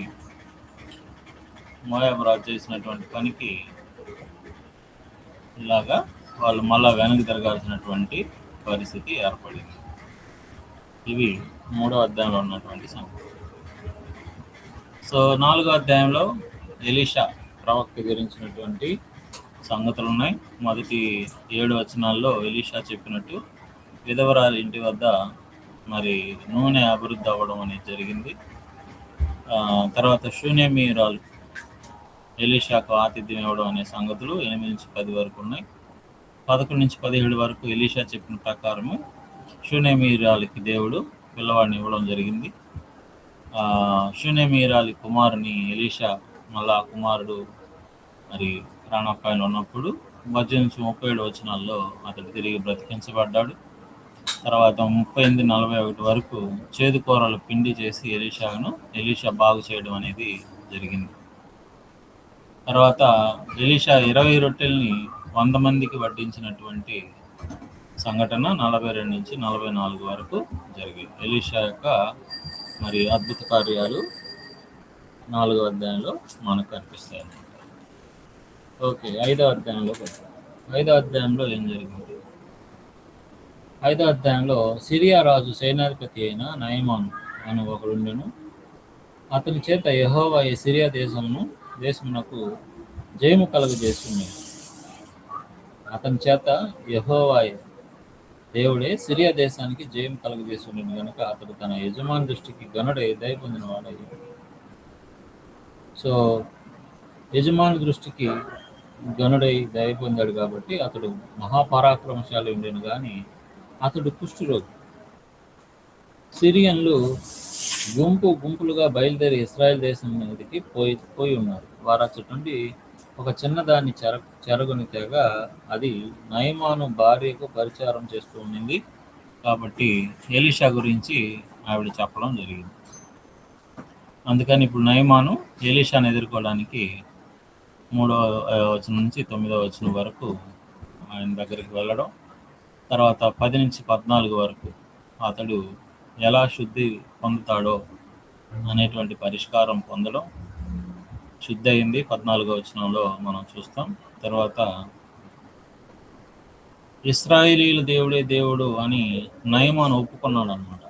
అది చాలా ఇంపార్టెంట్. 15వ వచనంలో అప్పుడు అతడు తన పరివారంతో కూడా దైవజను దగ్గరకు తిరిగి వచ్చి అతని ముందర నిలిచి చిత్తగించుము, ఇశ్రాయేలీయుల్లో ఉన్న దేవుడు తప్ప లోకమంతటి యందును మరి యొక్క దేవుడు లేడని నేను ఎరుగుదును. ఇప్పుడు నీవు నీ దాసుడైన నా యొద్ద బహుమానము తీసుకునవలసినదని అతనితో చెప్పగా ఎలీషా అన్నాడు, ఎవరి సన్నిధిని నేను నిలబడి ఉన్నానో ఇశ్రాయేలీయుల ఆ దేవుడైన ఆ యెహోవా జీవముతోడు నేనేమీ తీసుకున్నానని చెప్పాను. ఎంత బతిమాలినా కూడా తీసుకోలేదన్నమాట బహుమానం. అప్పుడు యెహోవాకు తప్ప దహన బలి అయినను మరి ఏ బలిను ఇతరమైన దేవతలకు నేను ఇక అర్పింపను అని చెప్పి నిర్ణయం తీసుకున్నాడు. ఇది చాలా చక్కని పరిణామం. సో గెహాజీ శిష్యుడు, ఎలీషాకి శిష్యుడు. ఇతడు బహుమానానికి ఆశపడి మరి దారిలో వెళ్ళి బహుమానాన్ని ఆశిస్తాడు. తిరిగి ఆ కుష్ఠరోగాన్ని తెచ్చిపెట్టుకుంటాడు. ఈ విషయాలు 20 నుంచి 27వ వచనం వరకు కొనసాగుతాయి. తర్వాత 6వ అధ్యాయం. ఎలీషా కొమ్మును నీళ్ళలో వేయగా గొడ్డలి నీటిపైన తేలేటువంటి ఒక సంఘటన అందులో ఉంది. తర్వాత 8 నుంచి 18 వరకు 8 నుంచి 12 వరకు సిరియా రాజు ఆలోచనలను ఎలీషా ఇశ్రాయేల్ రాజుకు తెలియజేయడం, సిరియా రాజు ఎలీషాను బంధించుటకు సైన్యాన్ని పంపడం, అలాగే సిరియా సైన్యములకు ఎలీషా భోజనం పెట్టి పంపడం, సిరియన్లు ముట్టడి వలన షోమ్రోన్లో కలిగిన కరువు సంబంధించినటువంటి సంఘటనలు 24 నుంచి 33 వరకు ఆ సంగతులు కొనసాగుతాయి అన్నమాట. ఓకే, 7వ అధ్యాయంలో దేవుడు కరువును తొలగించునని ఎలీషా రాజుతో చెప్పినటువంటి చరిత్ర అందులో ఉంటుంది. మొదటి 2 వచనాల్లో మనం ఆ విషయాలు చూస్తాం. తర్వాత 4 కుష్ఠరోగులు దేవుడు చేసినటువంటి కార్యమును ద్వారపాలకునికి తెలియజేయడము, అలాగే దేవుడు కరువు నుండి ఇశ్రాయేలును అద్భుతంగా తప్పించడం 12 నుంచి 16 వరకు ఆ యొక్క సంగతులు మనం గమనిస్తాం అన్నమాట. ఎలీషా చెప్పిన ప్రకారం జరగడం. సో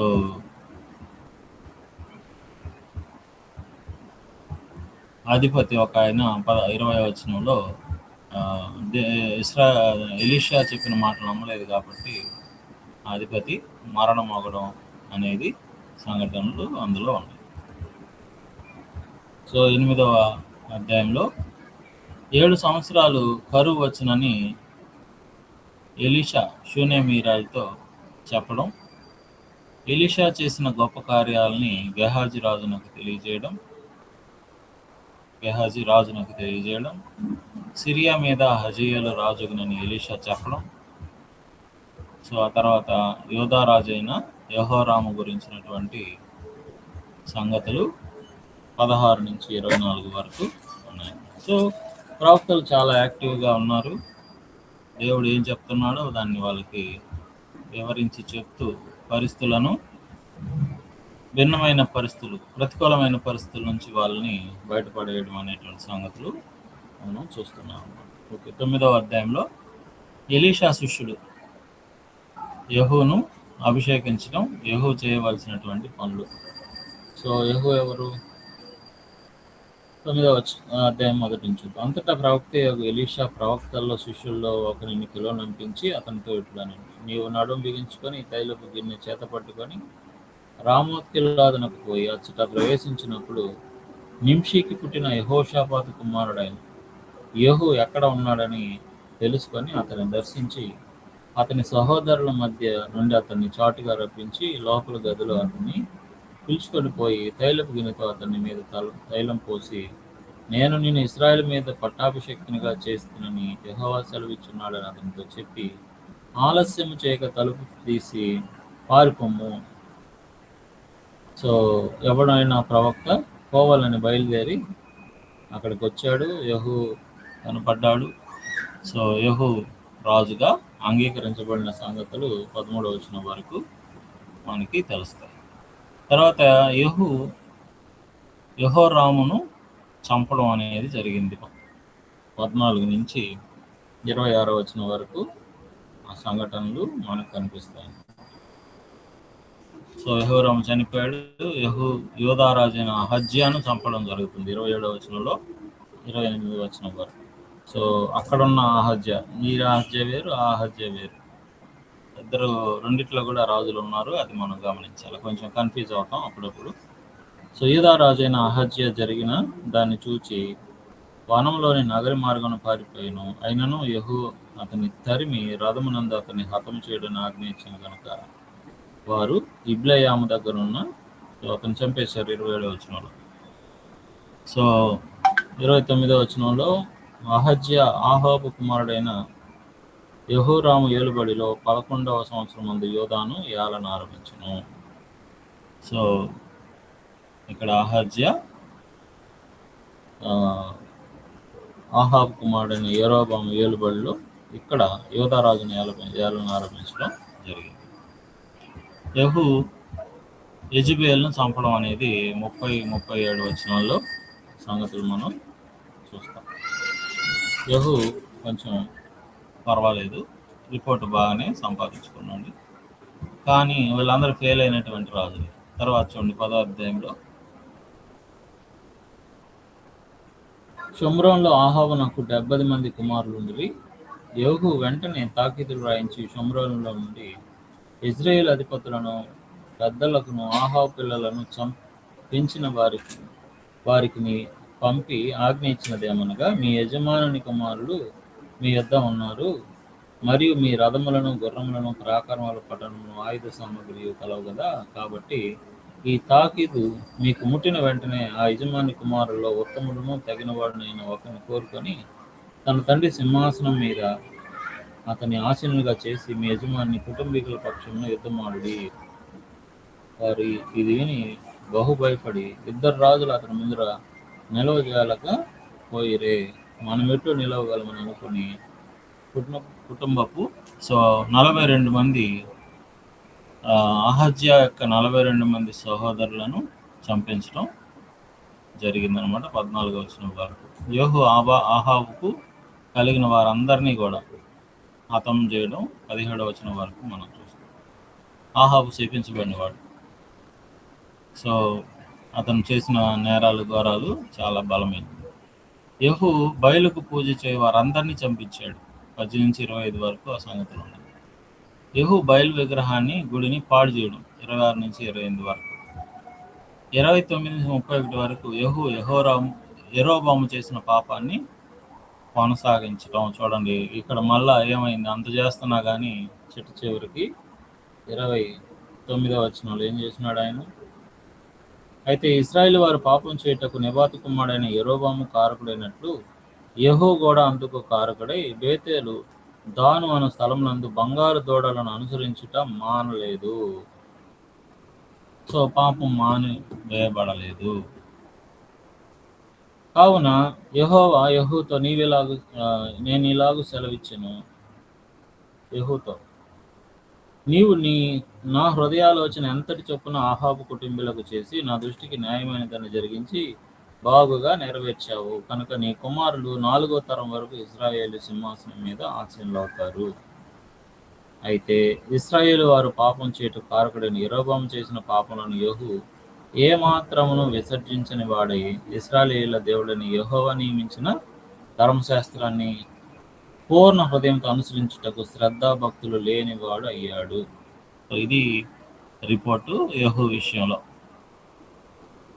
కాబట్టి యెహూ మరణపాత్రుడు, కాబట్టి అతను చనిపోయాడు. 32 నుంచి 36 వచనాల్లో మనం చూస్తాం. ఆహాబుని చంపించడం, బయలుదేవతల్ని, తర్వాత యెజెబెలు వాళ్ళందరినీ కూడా హతం చేయడం, చక్కని కార్యక్రమాలు చేశాడు. కానీ మళ్ళా తాను తిరిగి పాపానికి కారకుడయ్యాడని రిపోర్ట్ పొందాడు. తర్వాత 11వ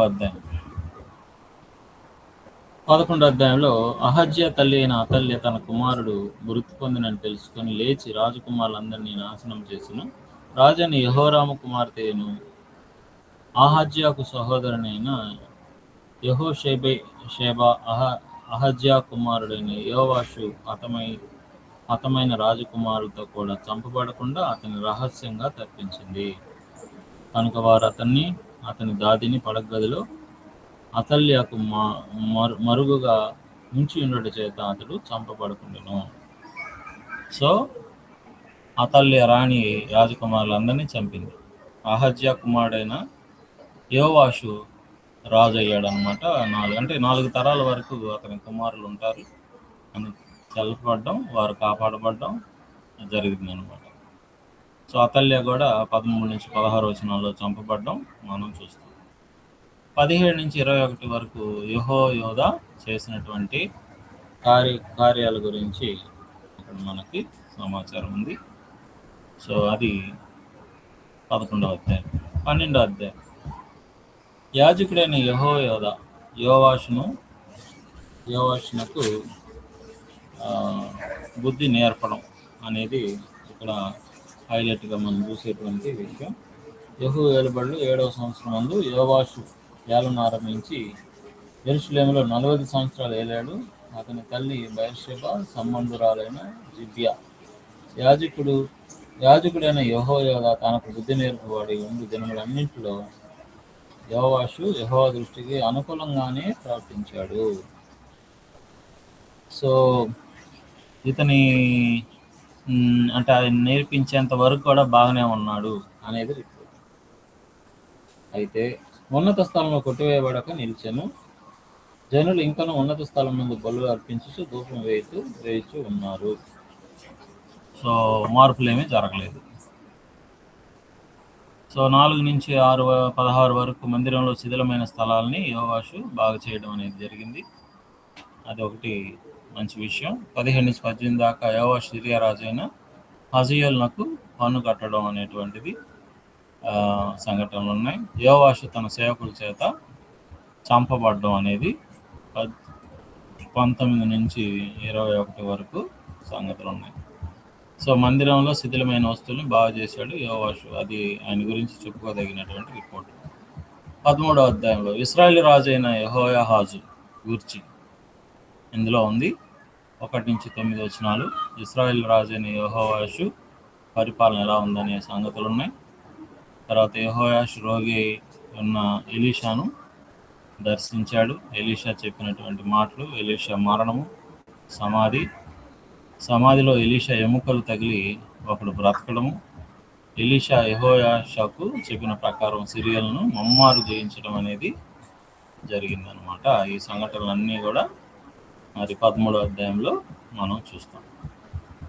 సో ప్రవక్తలు చాలా కీలకమైనటువంటి వారుగా రాజుల యొక్క చరిత్రలో మనం గమనిస్తాం అన్నమాట. మరి 14వ అధ్యాయంలో ఏం జరిగింది? ఇశ్రాయేల్ రాజును యెహోయాహాజు కుమారుడైన యెహోయాషు ఏలుబడిలో 2వ సంవత్సరం ముందు యోధా రాజును యోవాషు కుమారుడైన అమజ్యా రాజు అయ్యాను. సో అమజ్యా రాజు అయ్యాడు. అతని పరిపాలన కొనసాగింది. ఇతడు తన పితరుడైన దావీదు చేసినట్టు చేయకపోయినను యెహోవా దృష్టికి నీతి గలవాడై తన తండ్రి అయిన యోవాషు చేసిన ప్రకారం చేసెను. సో ఇతని గురించి కూడా ఇక్కడ అంత కాకపోయినా పర్వాలేదు అన్నట్టుగా రిపోర్ట్ వచ్చింది ఇతని మీద. యూదా రాజైన అహజ్యాకు ఇశ్రాయేలు రాజైన యెహోయాషుకు మధ్య జరిగినటువంటి యుద్ధం 8 నుంచి 16 వరకు. తర్వాత అహజ్యా మరణించడం, ఇశ్రాయేల్ రాజైన యెరోబాము గురించి, యెరోబాము 2 గురించి 21 నుంచి 22 వచనాల్లో మనం చూస్తాం అన్నమాట. తర్వాత 15వ అధ్యాయం యూదా రాజు అయినటువంటి ఉజ్జియాను గురించి. అజర్యా అని ఈయనకి మార్చారు కాబట్టి ఇతడు ఇశ్రాయేల్ రాజైన యెరోబాము ఏలుబడిలో 23వ సంవత్సరంలో యూదా రాజైన అమజ్యా కుమారుడైన అజర్యా ఏలను ఆరంభించను. సో ఇక్కడ మనకి యూదా రాజుల గురించి చూస్తున్నాం. అలాగే ఇశ్రాయేల్ రాజైన జకర్యాను గురించి, ఇజ్రాయెల్ రాజైన షెల్లూమును గురించి, మనహేమును గురించి, పెకహ్యాను గురించి, తర్వాత పెకహును గురించి ఇక్కడ వరుసగా మనకి ఆ చరిత్ర అంతా ఈ అధ్యాయాల్లో ఉంది. కానీ ఏ రాజు కూడా సరిగా పరిపాలించలేదు. అదనమాట ఇశ్రాయేల్ రాజులు అందరూ కూడా కట్టుకొని చేసినటువంటి ఘనకార్యం. దేవుని దృష్టికి వ్యతిరేకంగానే వాళ్ళందరూ కూడా ప్రవర్తించారు. సో ఇప్పుడు యూదా రాజు అయినటువంటి ఆహాజును గురించి 16వ అధ్యాయము ప్రారంభమవుతుంది. తర్వాత సిరియా ఇశ్రాయేలీయులను యూదాను ఓడించడం, ఆహాజు అష్షూరు సహాయాన్ని కోరడం, ఆహాజు ఒక బలిపీఠాన్ని కట్టించడం, ఆహాజుకు సంబంధించినటువంటి విషయాలు అందులో మనకు ఉన్నాయి. తర్వాత 17వ అధ్యాయంలో అష్షూరు రాజు అయినటువంటి షల్మనేసరు ఇశ్రాయేలీయులను చెరకని పోవడం. సో ఇదన్నమాట వీళ్ళు సంపాదించుకున్న ఆస్తి. ఎవరు? ఇశ్రాయేలు ప్రజలు, ఇశ్రాయేలుగా ఎంచబడిన రాజ్యాలు, 10 గోత్రాల వాళ్ళు మరియు వారిని పరిపాలించినటువంటి రాజులు అందరూ విఫలమైనటువంటి రాజులే. ఒక్కరు కూడా సరిగా పరిపాలించలా. అక్కడక్కడ బాగా చేసినటువంటి చరిత్ర వాళ్ళకున్నా కానీ పూర్తి స్థాయిలో వాళ్ళు విఫలమైనటువంటి రాజులే. దేవుడు చెప్పినట్టుగా వాళ్ళు లేరు కాబట్టి దేవుడు వారిని తిరస్కరించినటువంటి పరిస్థితి. కాబట్టి చివరికి వాళ్ళు సంపాదించింది ఏంటి అని అంటే, చివరికి వాళ్ళు సంపాదించింది చెర అనేది దేవుడు ధర్మశాస్త్రం ఎవరైతే మీరుతారో అలాంటి వారికి ఇచ్చేటువంటి ఒక గిఫ్ట్ అన్నమాట. అది ముందే మనం చెప్పుకున్నాం. ద్వితీయోపదేశకాండం 28వ అధ్యాయంలో ఈ సంగతులు మనం చూస్తాం అన్నమాట. సో 17వ అధ్యాయం యూదా రాజైన ఆహాజు ఏలుబడిలో 12వ సంవత్సరం ముందు ఏలా కుమారుడైన హోషేయ షోమ్రోన్లో ఇశ్రాయేలును ఏలన ఆరంభించి 9 సంవత్సరాలు ఏలాడు. అతడు తన పూర్వీకులైన ఇశ్రాయేల్ రాజులు చెడుతనము చేసినంత మట్టుకు చేయకపోయినను యెహోవా దృష్టికి చెడుతనమే జరిగించాడు. అతని మీదకి అష్షూరు రాజైన షల్మనేసరు యుద్ధానికి రాగా హోషేయ అతనికి దాసుడై పన్ను ఇచ్చివాడయ్యాడు. అతడు ఐగుప్తు రాజైన నాసోను వద్దకు దూతను పంపి పూర్వం ఏటేటా ఇచ్చుచూ వచ్చినట్లు అష్షూరు రాజునకు పన్ను ఇయ్యకపోగా హోషేయ చేసిన కుట్ర అష్షూరు రాజు తెలుసుకొని అతనికి సంఖ్యలు వేయించి బందీ గృహంలో ఉంచాడు. అష్షూరు రాజు దేశం అంతటి మీదకి షోమ్రోను మీదకి వచ్చి 3 సంవత్సరంలో షోమ్రోనును ముట్టడించెను. సో అష్షూరు దేశంలోనికి చెరగొనిపోయి అయిపోయింది. ఇశ్రాయేలు అక్కడి నుంచి వాళ్ళందరూ కూడా ఫెయిల్ అయినటువంటి చరిత్ర, మళ్ళీ ఎక్కడ కూడా తిరిగి బాగుపడినట్టుగా చరిత్ర లేదన్నమాట. కాబట్టి మీరు ఇక్కడ చూస్తున్నారు కదా ఇశ్రాయేలీయుల రాజులు. సో వీళ్ళందరూ కూడా ఫెయిల్యూర్ రాజులు అనమాట. ఇశ్రాయేలీ పతనం అయిపోయినారు టోటల్గా. సో మిగిలి ఉన్నది ఎవరు అని అంటే ఇదిగోండి ఈ పక్క ఉన్నటువంటి యోధా రాజులు. సో వీళ్ళ చరిత్ర ఇప్పుడు మనం చెప్పుకుంటాం. దేవుడు వాగ్దానం ఇచ్చున్నాడు ఎవరికి? దావీదునకు. కాబట్టి ఆ వాగ్దానాన్ని బట్టి వీళ్ళు కూడా నిల్చున్నారు. కానీ వీళ్ళల్లో చెప్పుకోదగిన వాళ్ళు ఉన్నారు. వాళ్ళు ఎవరు అనేది మనం గమనిద్దాం. 18వ అధ్యాయంలోకి వద్దాం. హిజ్కియా చూడండి, ఇక్కడ కొంచెం చరిత్ర మార్చాడు. హిజ్కియా అనేటువంటి యూదారాజు అతడు ఏలను ఆరంభించినప్పుడు 25 ఏండ్ల వాడి యెరూషలేములందు 29 సంవత్సరాలు ఏలాడు. అతని తల్లి జకర్యా కుమార్తె, ఆమెకు అబి అని పేరు. తన పితరుడైన దావీదు చేసినట్లు అతడు యెహోవా దృష్టికి పూర్ణముగా నీతిని అనుసరించెను. సో పూర్ణముగా నీతిని అనుసరించాడు అని రిపోర్ట్ పొందాడు అనమాట ఇతడు. ఒక నిమిషం.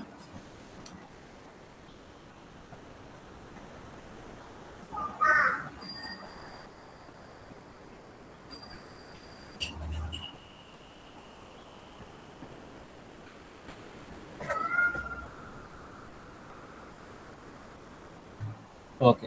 ఉన్నత స్థలములను కొట్టివేసి విగ్రహములను పగలగొట్టి దేవతా స్తంభాలు పడగొట్టి మోషే చేసిన ఇత్తడి సర్పాన్ని చిన్న భిన్నములుగా చేశాడు.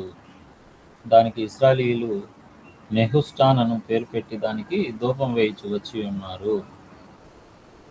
ఇతడు ఇశ్రాయేలీయుల దేవుడైన యెహోవా యందు విశ్వాసం ఉంచిన వాడు. అతని తరువాత వచ్చిన యూదా రాజుల్లో అతని పూర్వీకులైన రాజుల్లోనూ అతనితో సమానుడైన వాడు ఒకడు కూడా లేడు.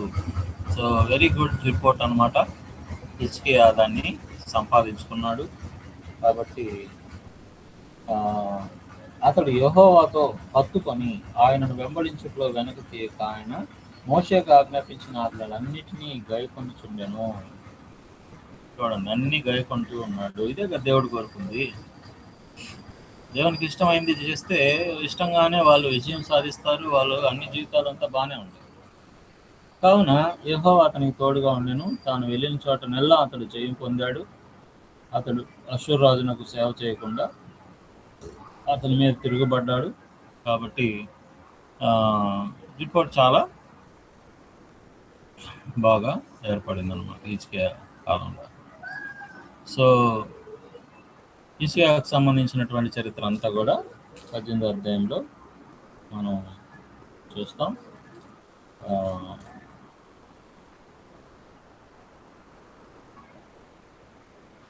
హిజ్కియా యొక్క విశ్వాసాన్ని మనం ఇక్కడ ఖచ్చితంగా కొనియాడక తప్పదు. ఎందుకంటే యుద్ధ విషయంలో నీ యోచనయు నీ బలమును బట్టి మాటలే, ఎవరిని నమ్ముకొని నా మీద తిరుగుబాటు చేస్తున్నావని ఈ అష్షూరు రాజు హిజ్కియా మీద తీసుకొచ్చినటువంటి ఆరోపణలని అంటే భయపెట్టాడు అన్నమాట.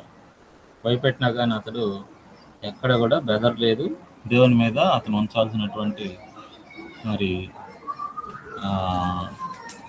దాన్ని వాళ్ళు విశ్వాసాన్ని ఆయన కాపాడుకున్నట్టుగా మనం చూస్తాం అన్నమాట. 19వ అధ్యాయం. 19వ అధ్యాయంలో మరి హిజ్కియా విని తన బట్టలు చింపుకొని గోనె పట్టు కట్టుకొని యెహోవా మందిరము పోయి గృహ నిర్వాహకులకు ఎల్యాకీము శాస్త్రియు షెబ్నాయు యాజకుల్లో పెద్దలను ఆమోజు కుమారుడు ప్రవక్త అయిన యెషయాకు పంపించాడు. సో ఏం జరిగింది?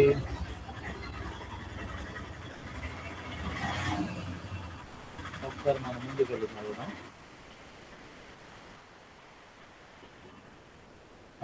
అంటే ఈ అష్షూరు రాజు మాట్లాడినటువంటి మాటలు, ఆ అష్షూరు రాజు రష్బాకే తన సేవకుడైన రష్బాకే చేత పలికించినట్టు మాటలను బట్టి అసలు మీ దేవుడు మా సైడ్ ఉన్నాడు, మేము మిమ్మల్ని ఓడిచ్చేస్తాము అని పలికినటువంటి మాటలకి వీళ్ళు అట్లాగా గోని పట్టు కట్టుకున్నారు. ప్రవక్త దగ్గరికి పంపించారు. అప్పుడు యెషయా గారు ప్రవక్తగా ఉన్నారు. అతని దగ్గరికి వెళ్ళి హిజ్కియా సెలవిచ్చింది ఏమనగా వెళ్ళినప్పుడు ఇట్లా అన్నారు. హిజ్కియా సెలవిచ్చింది ఏమనగా, ఈ దినము శ్రమయు శిక్షయు దోషణయు గల దినం. పిల్లలు పుట్టవచ్చురు కానీ కనుటకు శక్తి చాలు. జీవము గల దేవుని దూషించుటకే అష్షూరు రాజైన తన యజమాని చేత పంపుకున్న రష్బాకి పలికిన మాటలన్నీ నీ దేవుడైన యెహోవాకు వేళ ఆలకించి నీ దేవుడైన యెహోవాకు వినబడి ఉన్న ఆ మాటను బట్టి ఆయన అషూరు రాజును గద్దించినేమో. కాబట్టి నిలిచిన శేషం కొరకు నీవు హెచ్చుగా ప్రార్థన చేయము. రాజైన హిజ్కియా సేవకులు యెషయా దగ్గరికి రాగా యెషయా వారితో ఇట్లనెను, మీ యజమానునికి ఈ మాట తెలియజేయండి. యెహోవా సెలవిచ్చినదేమనగా, అషూరు రాజు పనివారు నన్ను దూషింపగా నీవు వినిన మాటలకు భయపడొద్దు. సో ధైర్యం వచ్చిందనమాట. అతనిలో ఒక ఆత్మను నేను పుట్టింతును. అతడు వదంతి విని తన దేశమునకు వెళ్ళిపోవును. తన దేశం ముందు కత్తి చేత అతన్ని కూలజేయుదును. అషూరు రాజు లాకీషు పట్టణం విడిచి వెళ్ళి లిబ్నా మీదకి యుద్ధము చేయుచుండగా రష్బాగే పోయి అతన్ని కలుసుకున్నాడు. సో ఏం చెప్పాడో అదంతా కూడా జరిగిందనమాట.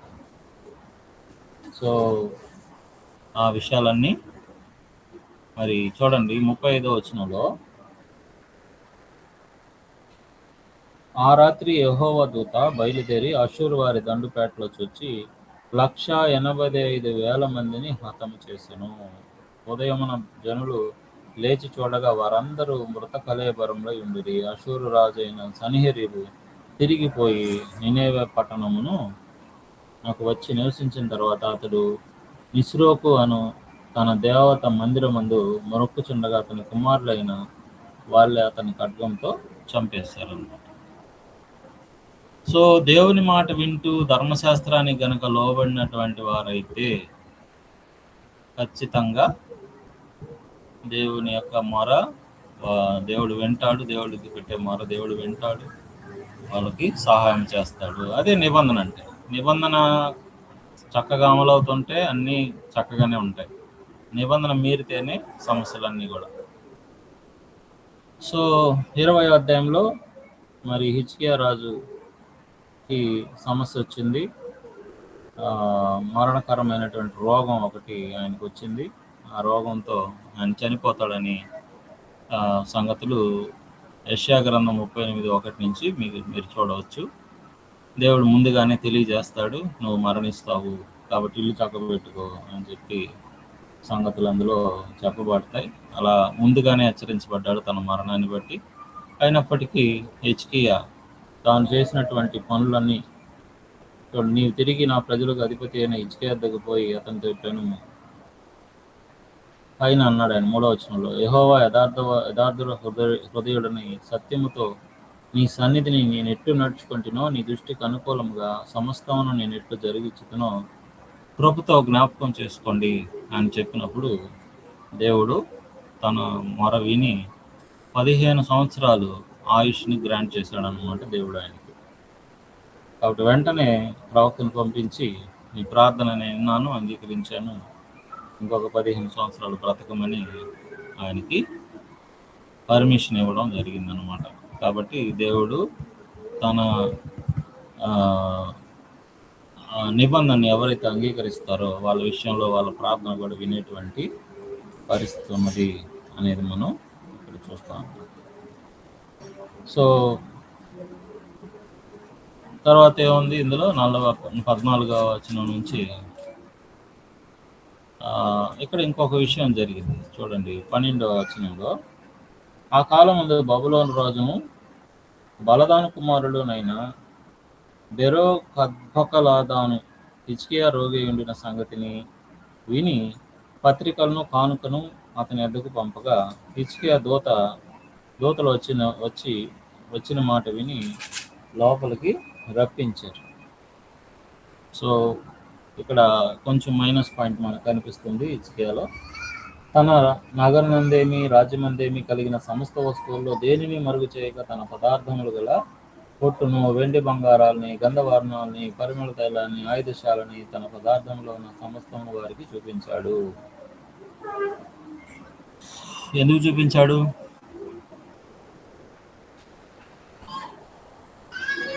చూపించడం తప్ప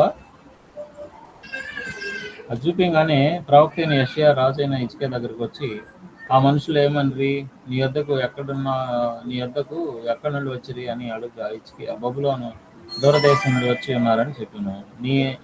నీ ఇంటిలో వారు ఏమేమి చూస్తారని అడుగుగా హిజ్కియా నా పదార్థంలో మరుగు చేయక ఇంట్లో ఉన్న సమస్త వస్తువులన్నీ కూడా చూపించానని చెప్పాడు.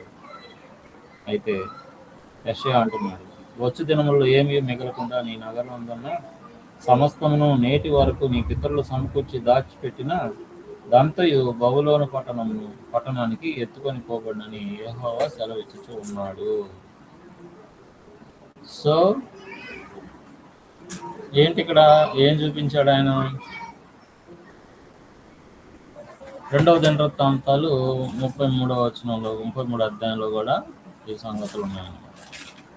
ఇక్కడ ఇంకొంచెం క్లియర్గా మనకు తెలుస్తుంది.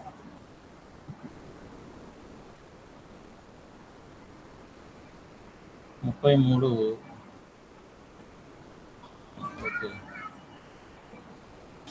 2వ దినవృత్తాంతం 33:28.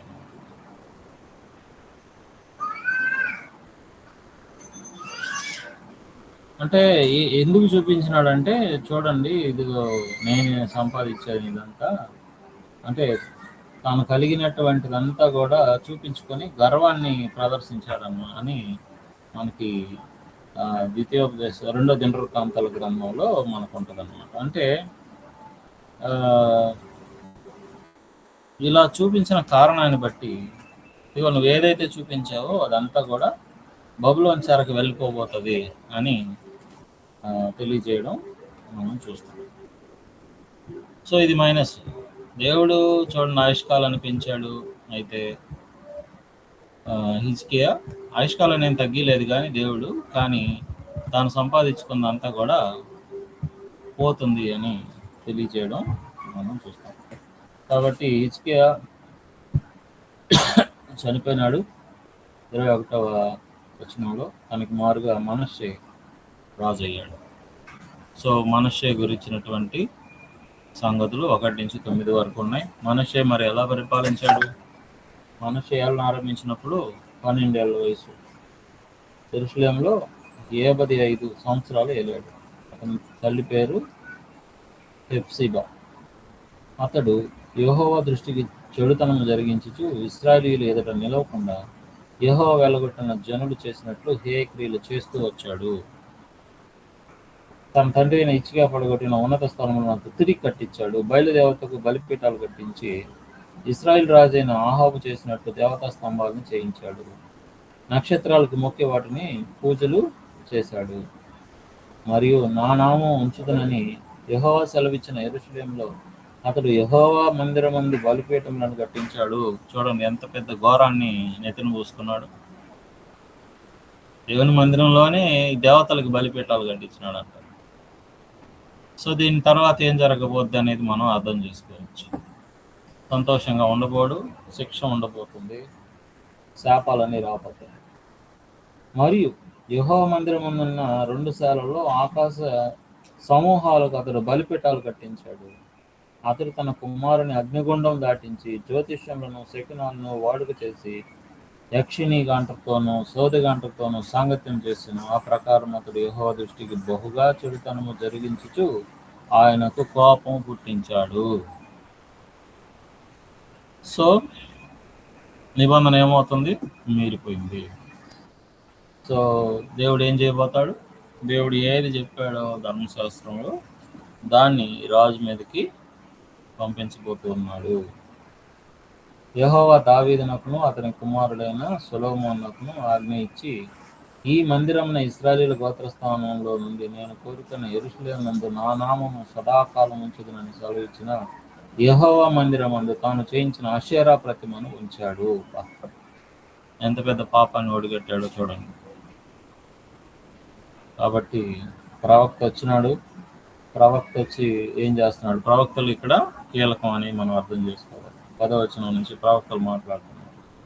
యోధా రాజైన మనష్షే ఈ హేయ కార్యములను చేసి తనకు ముందున్న అమోరీలను మించిన చెడు నడత కనపరిచి తాను పెట్టుకొనిన విగ్రహముల వలన యూదా వారు పాపం చేయుటకు కారకుడాయను.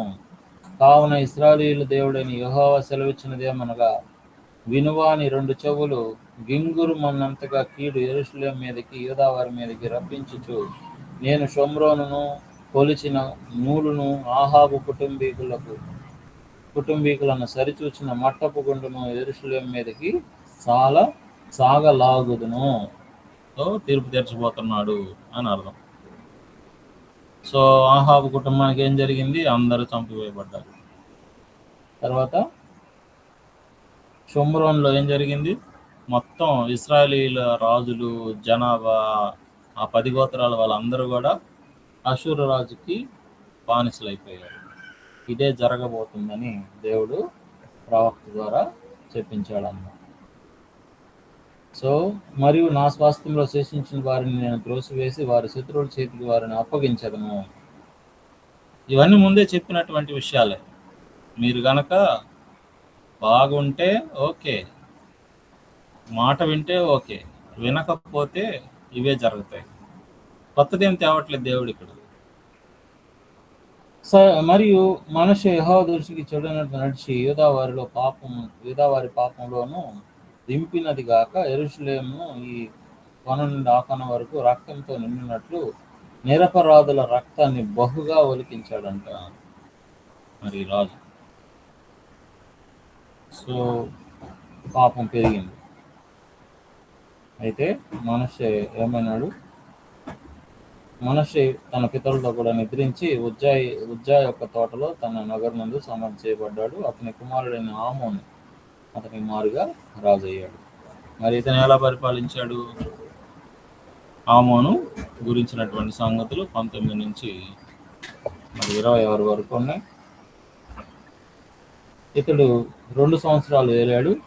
అతని తల్లి పేర్లోనే అతని తండ్రి మనషే నడిచినట్లుగా యెహోవా దృష్టికి చెడు నడత నడిచాను. ఆయన కూడా అట్టే బతికాడు. కాబట్టి ఆమోను కూడా ఏం జరగబోద్ది అనేది మనకు అర్థమవుతుంది. ఆయన కూడా చనిపోయాడు. ఆ తర్వాత ఉజ్జా యొక్క తోటలో అతను కలిగిన సమాధి అందు అతన్ని పాతిపెట్టారు.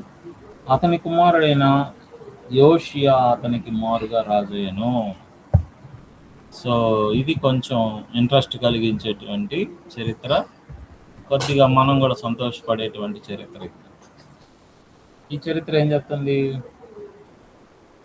అతడు యెహోవా దృష్టికి యథార్థముగా నడుచుచు కుడి ఎడమలకు తిరుగగా తన పితరుడైన దావీదు చూపిన ప్రవర్తనకు సరిగా ప్రవర్తించును. వీళ్ళందరి కొలమాను ఎవరో చూడండి. కొలమాను దావీదు గారు పరిపాలించినట్టు పరిపాలించాడా లేదని దేవుడు కొలతీసి మరి వీళ్ళ గురించి చెప్పడం మనం చూస్తున్నాం. సో బాగానే జరిగించినాడు. అయితే ఇతని కాలంలో ధర్మశాస్త్రం దొరికిందన్నమాట. ఎక్కడ? దేవాలయంలో 3 నుంచి 10 వరకు మందిరం యొక్క శుభ్రం చేసే పనులు అప్పగించినప్పుడు అక్కడ దొరికిందన్నమాట. ఆ అధికారులు నమ్మకస్తులను వారి చేతికి అప్పగించిన ద్రవ్యం గురించి వారి యొద్ద లెక్కించి ఉండేది. అంతటా ప్రధాన యాజకుడైన హిల్కీయా యెహోవా మందిరమందు ధర్మశాస్త్ర గ్రంథం నాకు దొరికినని షాఫాను అనే శాస్త్రితో చెప్పి ఆ గ్రంథాన్ని షాఫానుకు అప్పగించాడు. అతడు దాన్ని చదివి రాజు నదికి తిరిగి వచ్చి, చూడండి ఇక్కడ ఇంట్రెస్టింగ్ విషయం ఏంటంటే అసలు దీనికి ముందు పరిపాలించిన రాజుల దగ్గర గ్రంథమే లేదు. సో గ్రంథాన్ని ఏం చేసినారు? వీళ్ళు ఏడో పెట్టేశారు, మర్చిపోయారు. అది మరుగున పడిపోయింది. కానీ ఈయన కాలంలో అది బయటకు వచ్చిన తర్వాత వాళ్ళు దాన్ని రాజు దగ్గరికి తీసి అందులో ఉన్నటువంటి సంగతులన్నీ కూడా వివరించారు, చదివి వినిపించారు. చదివి వినిపించగానే ఏం చేశాడు చూడండి, తన బట్టలు చింపుకున్నాడు అని 11వ వచనంలో ఉంది. రాజు ధర్మశాస్త్రం గల ఆ గ్రంథపు మాటలు విప్పినప్పుడు తన బట్టలు చింపుకొనెను. తర్వాత రాజు యాజకుడైన హిల్కియాను, షాఫాను కుమారుడైన అహీకామును వీళ్ళందరినీ పిలిపించి ఆజ్ఞాపించింది ఏంటంటే, మీరు పోయి దొరికిన ఈ గ్రంథపు మాటల గురించి నా విషయంలోను, జనుల విషయంలోను, యూదా వారందరి విషయంలోను యెహోవా యొద్ద విచారణ చేయండి. మన పితరులు తమ విషయాల్లో రాయబడి ఉన్నదంతటి ప్రకారము చేయక ఈ గ్రంథపు మాటలు వినని వారయ్యారు. విషయం అర్థమైపోయి ఆయన బట్టలు దించేసుకున్నాడు.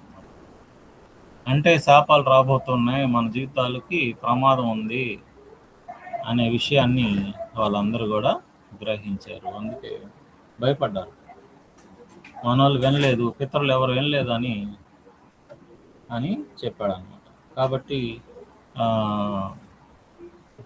ప్రవక్త 14వ వచనం నుంచి మనం చూస్తాము. కాబట్టి యాజకుడైన హిల్కియాను, అహీకామును, అక్బోరును, షాఫాను ఆషాయను ప్రవక్తియగు హుల్దా యొద్దకు వచ్చారు. ఈమె వస్త్రశాలకు అధికారియగు ఓకే వాడి గురించి సమాచారం ఉంది.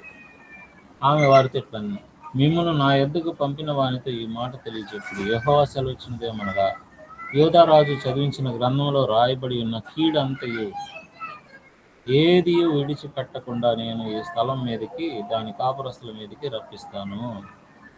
ఈ జనులు నన్ను విడిచి ఇతర దేవతలకు ధూపం వేయుచు తమ సకల కార్యముల చేత నాకు కోపం పుట్టించున్నారు గనుక నా కోపం ఆరిపోకుండా ఈ స్థలం మీద రగులుకొని ఉన్నది. యెహోవా యొద్ద విచారణ చేయుటకి మిమ్మల్ని పంపిన ఆ యూదారాజునకు ఈ మాట తెలియపరచండి. అయిపోయింది, ఇంకేముంది? ఇంత పెద్ద వార్నింగ్ వచ్చిందో. సో నేను చెప్పిన మాటను నీవు ఆలకించి మెత్తని మనసు కలిగి యెహోవా సన్నిధిని దీనత్వం ధరించి నీ బట్టలు చింపుకొని నా సన్నిధిని కన్నీళ్లు రాల్చితివి కనుక నీవు చేయు మనవిని నేను అంగీకరించి ఉన్నాను. సో ఆయన ప్రార్థన అంగీకరించబడింది. నేను నిన్ను నీ పితరుల యొద్ద చేర్చుదును, నీవు నెమ్మది పొందిన వాడివై సమాధికి చేర్చబడదు. నేను ఈ స్థలం మీదకి రప్పించబో కీడు నీవు నీ కన్నులతో చూడవు. ఇదే యెహోవా వాక్కు.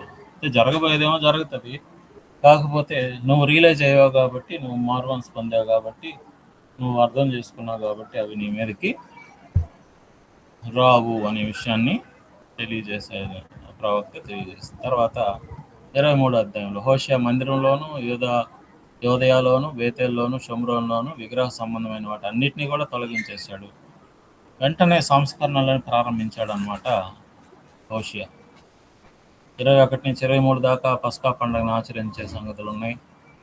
గ్రంథాన్ని స్థిరపరచడానికి చేసిన ప్రయత్నాలు ఉన్నాయి. యోధాను విసర్జించదనని దేవుడు చెప్పడం 26-27 వచనాల్లో మనం చూస్తాం. తర్వాత హోషేయ చంపబడడం చూస్తాం. ఆ తర్వాత యూదారాజు అయిన యెహోయాహాజు రాజు అయ్యాడు. తర్వాత యెహోయాకీను రాజు అయ్యాడు. సో ఈ విధంగా పతనం అనేది ఆ రాజుల తర్వాత ప్రారంభమైంది. ఇంకా ఎవరు లేరు చెప్పుకోదగినటువంటి రాజు. తర్వాత వచ్చినటువంటి యెహోయాకీము కానీ యెహోయాకీను కానీ వాళ్ళిద్దరు రిపోర్ట్ సరిగా లేదు. వాళ్ళు కూడా పాపం జరిగిస్తూ వచ్చారు. కాబట్టి బబులోను రాజు అయినటువంటి నెబుకద్నెజరు దేవాలయంలోని ఉపకరణాలన్నీ పట్టుకుపోయాడు అనమాట. ఈ సంగతులు 24వ అధ్యాయంలో ఉన్నాయి. తర్వాత యెహోయాకీను బబులోను రాజు బందీగా అయ్యాడు.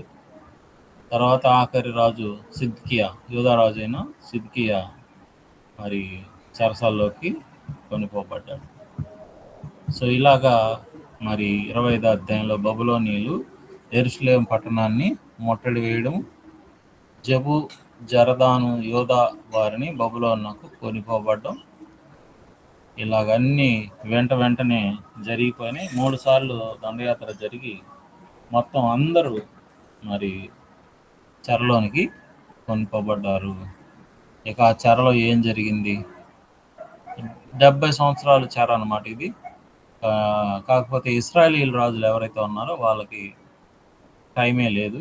వాళ్ళకి అసలు విడుదల అవుతామన్న ఆలోచన కూడా దేవుడు ఇవ్వలేదు. కానీ వీళ్ళకి 70 సంవత్సరాలు ఈ బానిసత్వం ఉండబోతుంది అనేది దేవుడు వాళ్ళకి తెలియపరిచినటువంటి విషయం. సో పరిస్థితి అంత దారుణానికి వాళ్ళు తెచ్చుకున్నారన్నమాట. దేవుడు ఎంతగా వాళ్ళకి తెలియజేస్తూ వచ్చినా కానీ వాళ్ళు దేవుని మాటని పట్టించుకోలేదు. ఎంతమంది ప్రవక్తల్ని వారి మధ్యకి పంపి వాళ్ళు మారు మనసు పొందడానికి అవకాశం ఇచ్చినా కానీ వారు వినలేదు, మారు మనసు పొందడం లేదు. ఇలాగా తమ సమస్యలను తామే కొని తెచ్చుకున్నారన్నమాట. కాబట్టి 3 సార్లు కూడా చూడండి.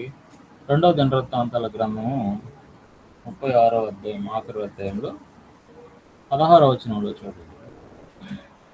పెందల కాడ లేచి పంపుచూ వచ్చినను అనుంది.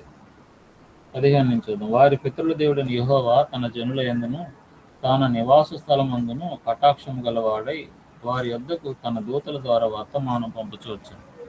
ఆయన పెందలకడ లేచి పంపుచూ వచ్చినను వారు దేవుని దూతలను ఎగతాళి చేయుచు ఆయన వాక్యములను తృణీకరించుచు ఆయన ప్రవక్తలను హింసించుచు రాగా నివారింప శక్తిము కాకుండా యెహోవా కోపము జనుల మీదకి రగులుకుంది. సో ఇదనమాట అసలైనటువంటి తిరుగుబాటు అంటాం దీన్ని. పాపం కూడా కాదు, తిరుగుబాటు. ఇది తిరుగుబాటు చేస్తే ఏమవుతుంది దేవుని మీదనే. కాబట్టి ఇక్కడ వరకు స్టోరీ చాలా బాధాకరంగా అలాగే వేదనకరంగా ముగిసింది. ఇక మీదట యూదా రాజులకి తమ సొంతంగా పరిపాలించుకునేటువంటి అధికారము వాళ్ళు కోల్పోయారు. దేవుడు దాన్ని తీసివేశాడు. దీంతో 2వ రాజుల గ్రంథం ముగిసిపోతుంది. సో మనకేం అర్థమవుతుంది? దేవుడు నిబంధన ఇస్తాడు, నిబంధన ప్రకారంగా మనం బ్రతికితే సరి, లేదా ఖచ్చితంగా సమస్యల్ని కొని తెచ్చుకుంటాం. నిబంధన ప్రకారమే దేవుడు ప్రవర్తిస్తాడు. ఈరోజు కూడా అదే. కొత్త నిబంధన ప్రకారంగా ఉండే మనం యేసువారి మాటలు కానీ అపోస్తలుగా బోధ కానీ తృణీకరిస్తూ తిరుగుబాటు చేస్తూ బ్రతికినామంటే దేవుడు చెప్పిందే జరగబోతుంది. పండ్లు కొరకడము, ఏడవడము, ఉండేటువంటి చోటున శాశ్వత కాలం ఆయన మనల్ని బందీలుగా ఉంచేస్తాడు. సో ఎలా ఈ జీవితాన్ని మనం ఆలోచించి దేవుని నిబంధన ప్రకారం బ్రతుకుతామా? ఎందుకండి ఈ బాధలన్నీ అని నిబంధనలు పక్కన పెట్టి మన ఇష్టానుసారమైన జీవితాన్ని జీవిస్తామా అనేది మన చేతుల్లోనే ఉంది. కానీ దేవుడు ఇచ్చినటువంటి జీవితం మహా అద్భుతమైన జీవితం, మనిషి జన్మ అద్భుతమైన అవకాశం. దేవుని కుమార్తెలుగా నిత్య జీవితంలో అడుగులు పెట్టడం కోసం, వారసులు అవడం కోసం ఇవ్వబడినటువంటి జన్మ ఇది. కాబట్టి ఈ జన్మని ఎలా పడితే అలాగ దుర్వినియోగం చేసుకోకుండా దేవుడిచ్చిన యేసుక్రీస్తు వారి ద్వారా ఇచ్చినటువంటి ప్రతి అవకాశాన్ని కూడా సద్వినియోగం చేసుకోవడమే ఈ జీవితానికి పరమార్థం. కాబట్టి నిబంధన అనేది మేరడం వల్ల జరిగినటువంటి ప్రతి పరిణామాన్ని మనం చూస్తూ వచ్చాం. రాజులు వారు ధర్మశాస్త్రాన్ని పట్టించుకోలేదు, మూలం పెట్టేశారు. అలాగే ఈరోజు దేవుని యొక్క మాటలు, యేసుక్రీస్తు వారి యొక్క మాటలు, అపోస్తల బోధ మన జీవితంలో నెరవేరుతుందా లేదా, దాన్ని పాటిస్తున్నామా లేదా ఖచ్చితంగా పరిశీలన చేసుకోవడం అవసరం. పాటిస్తేనే ఫలిస్తేనే పరలోక రాజ్యం, లేదంటే లేదు. ఇదే మనం 2వ రాజుల గ్రంథం నుంచి నేర్చుకునేటువంటి సంగతులు. ఓకే, మీకు అందరికీ వందనాలు. మీరు చాలామంది లేటుగా వస్తున్నారు. లేటుగా రాకండి, దేవుని వాక్యానికి విలువ ఇవ్వండి. వద్దనుకుంటే మీ ఇష్టం, ఆదివారం హ్యాపీగా ఏడకి సరిపోవచ్చు, జాలీగా గడపచ్చు. కానీ మీరు మొదట్లో చాలా బాగున్నారు, మరి ఎందుకనో మీరు వెనకబడుతున్నారు. వెనకబడద్దు. ఇది చక్కని కార్యక్రమం. దీంట్లో మీరు అనేక విషయాలు, జీవితానికి సంబంధించిన అనేక విషయాలు నేర్చుకుంటారు. కాబట్టి don't waste your time, don't waste your teachers time. అది నేను చెప్పదలుచుకుంది. ప్రార్థన చేసుకుందామండి. ఎవరైనా ప్రార్థన చేస్తారండి?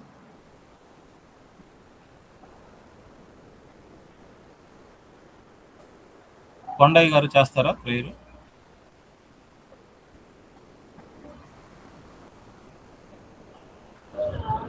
చేస్తాం బ్రదర్.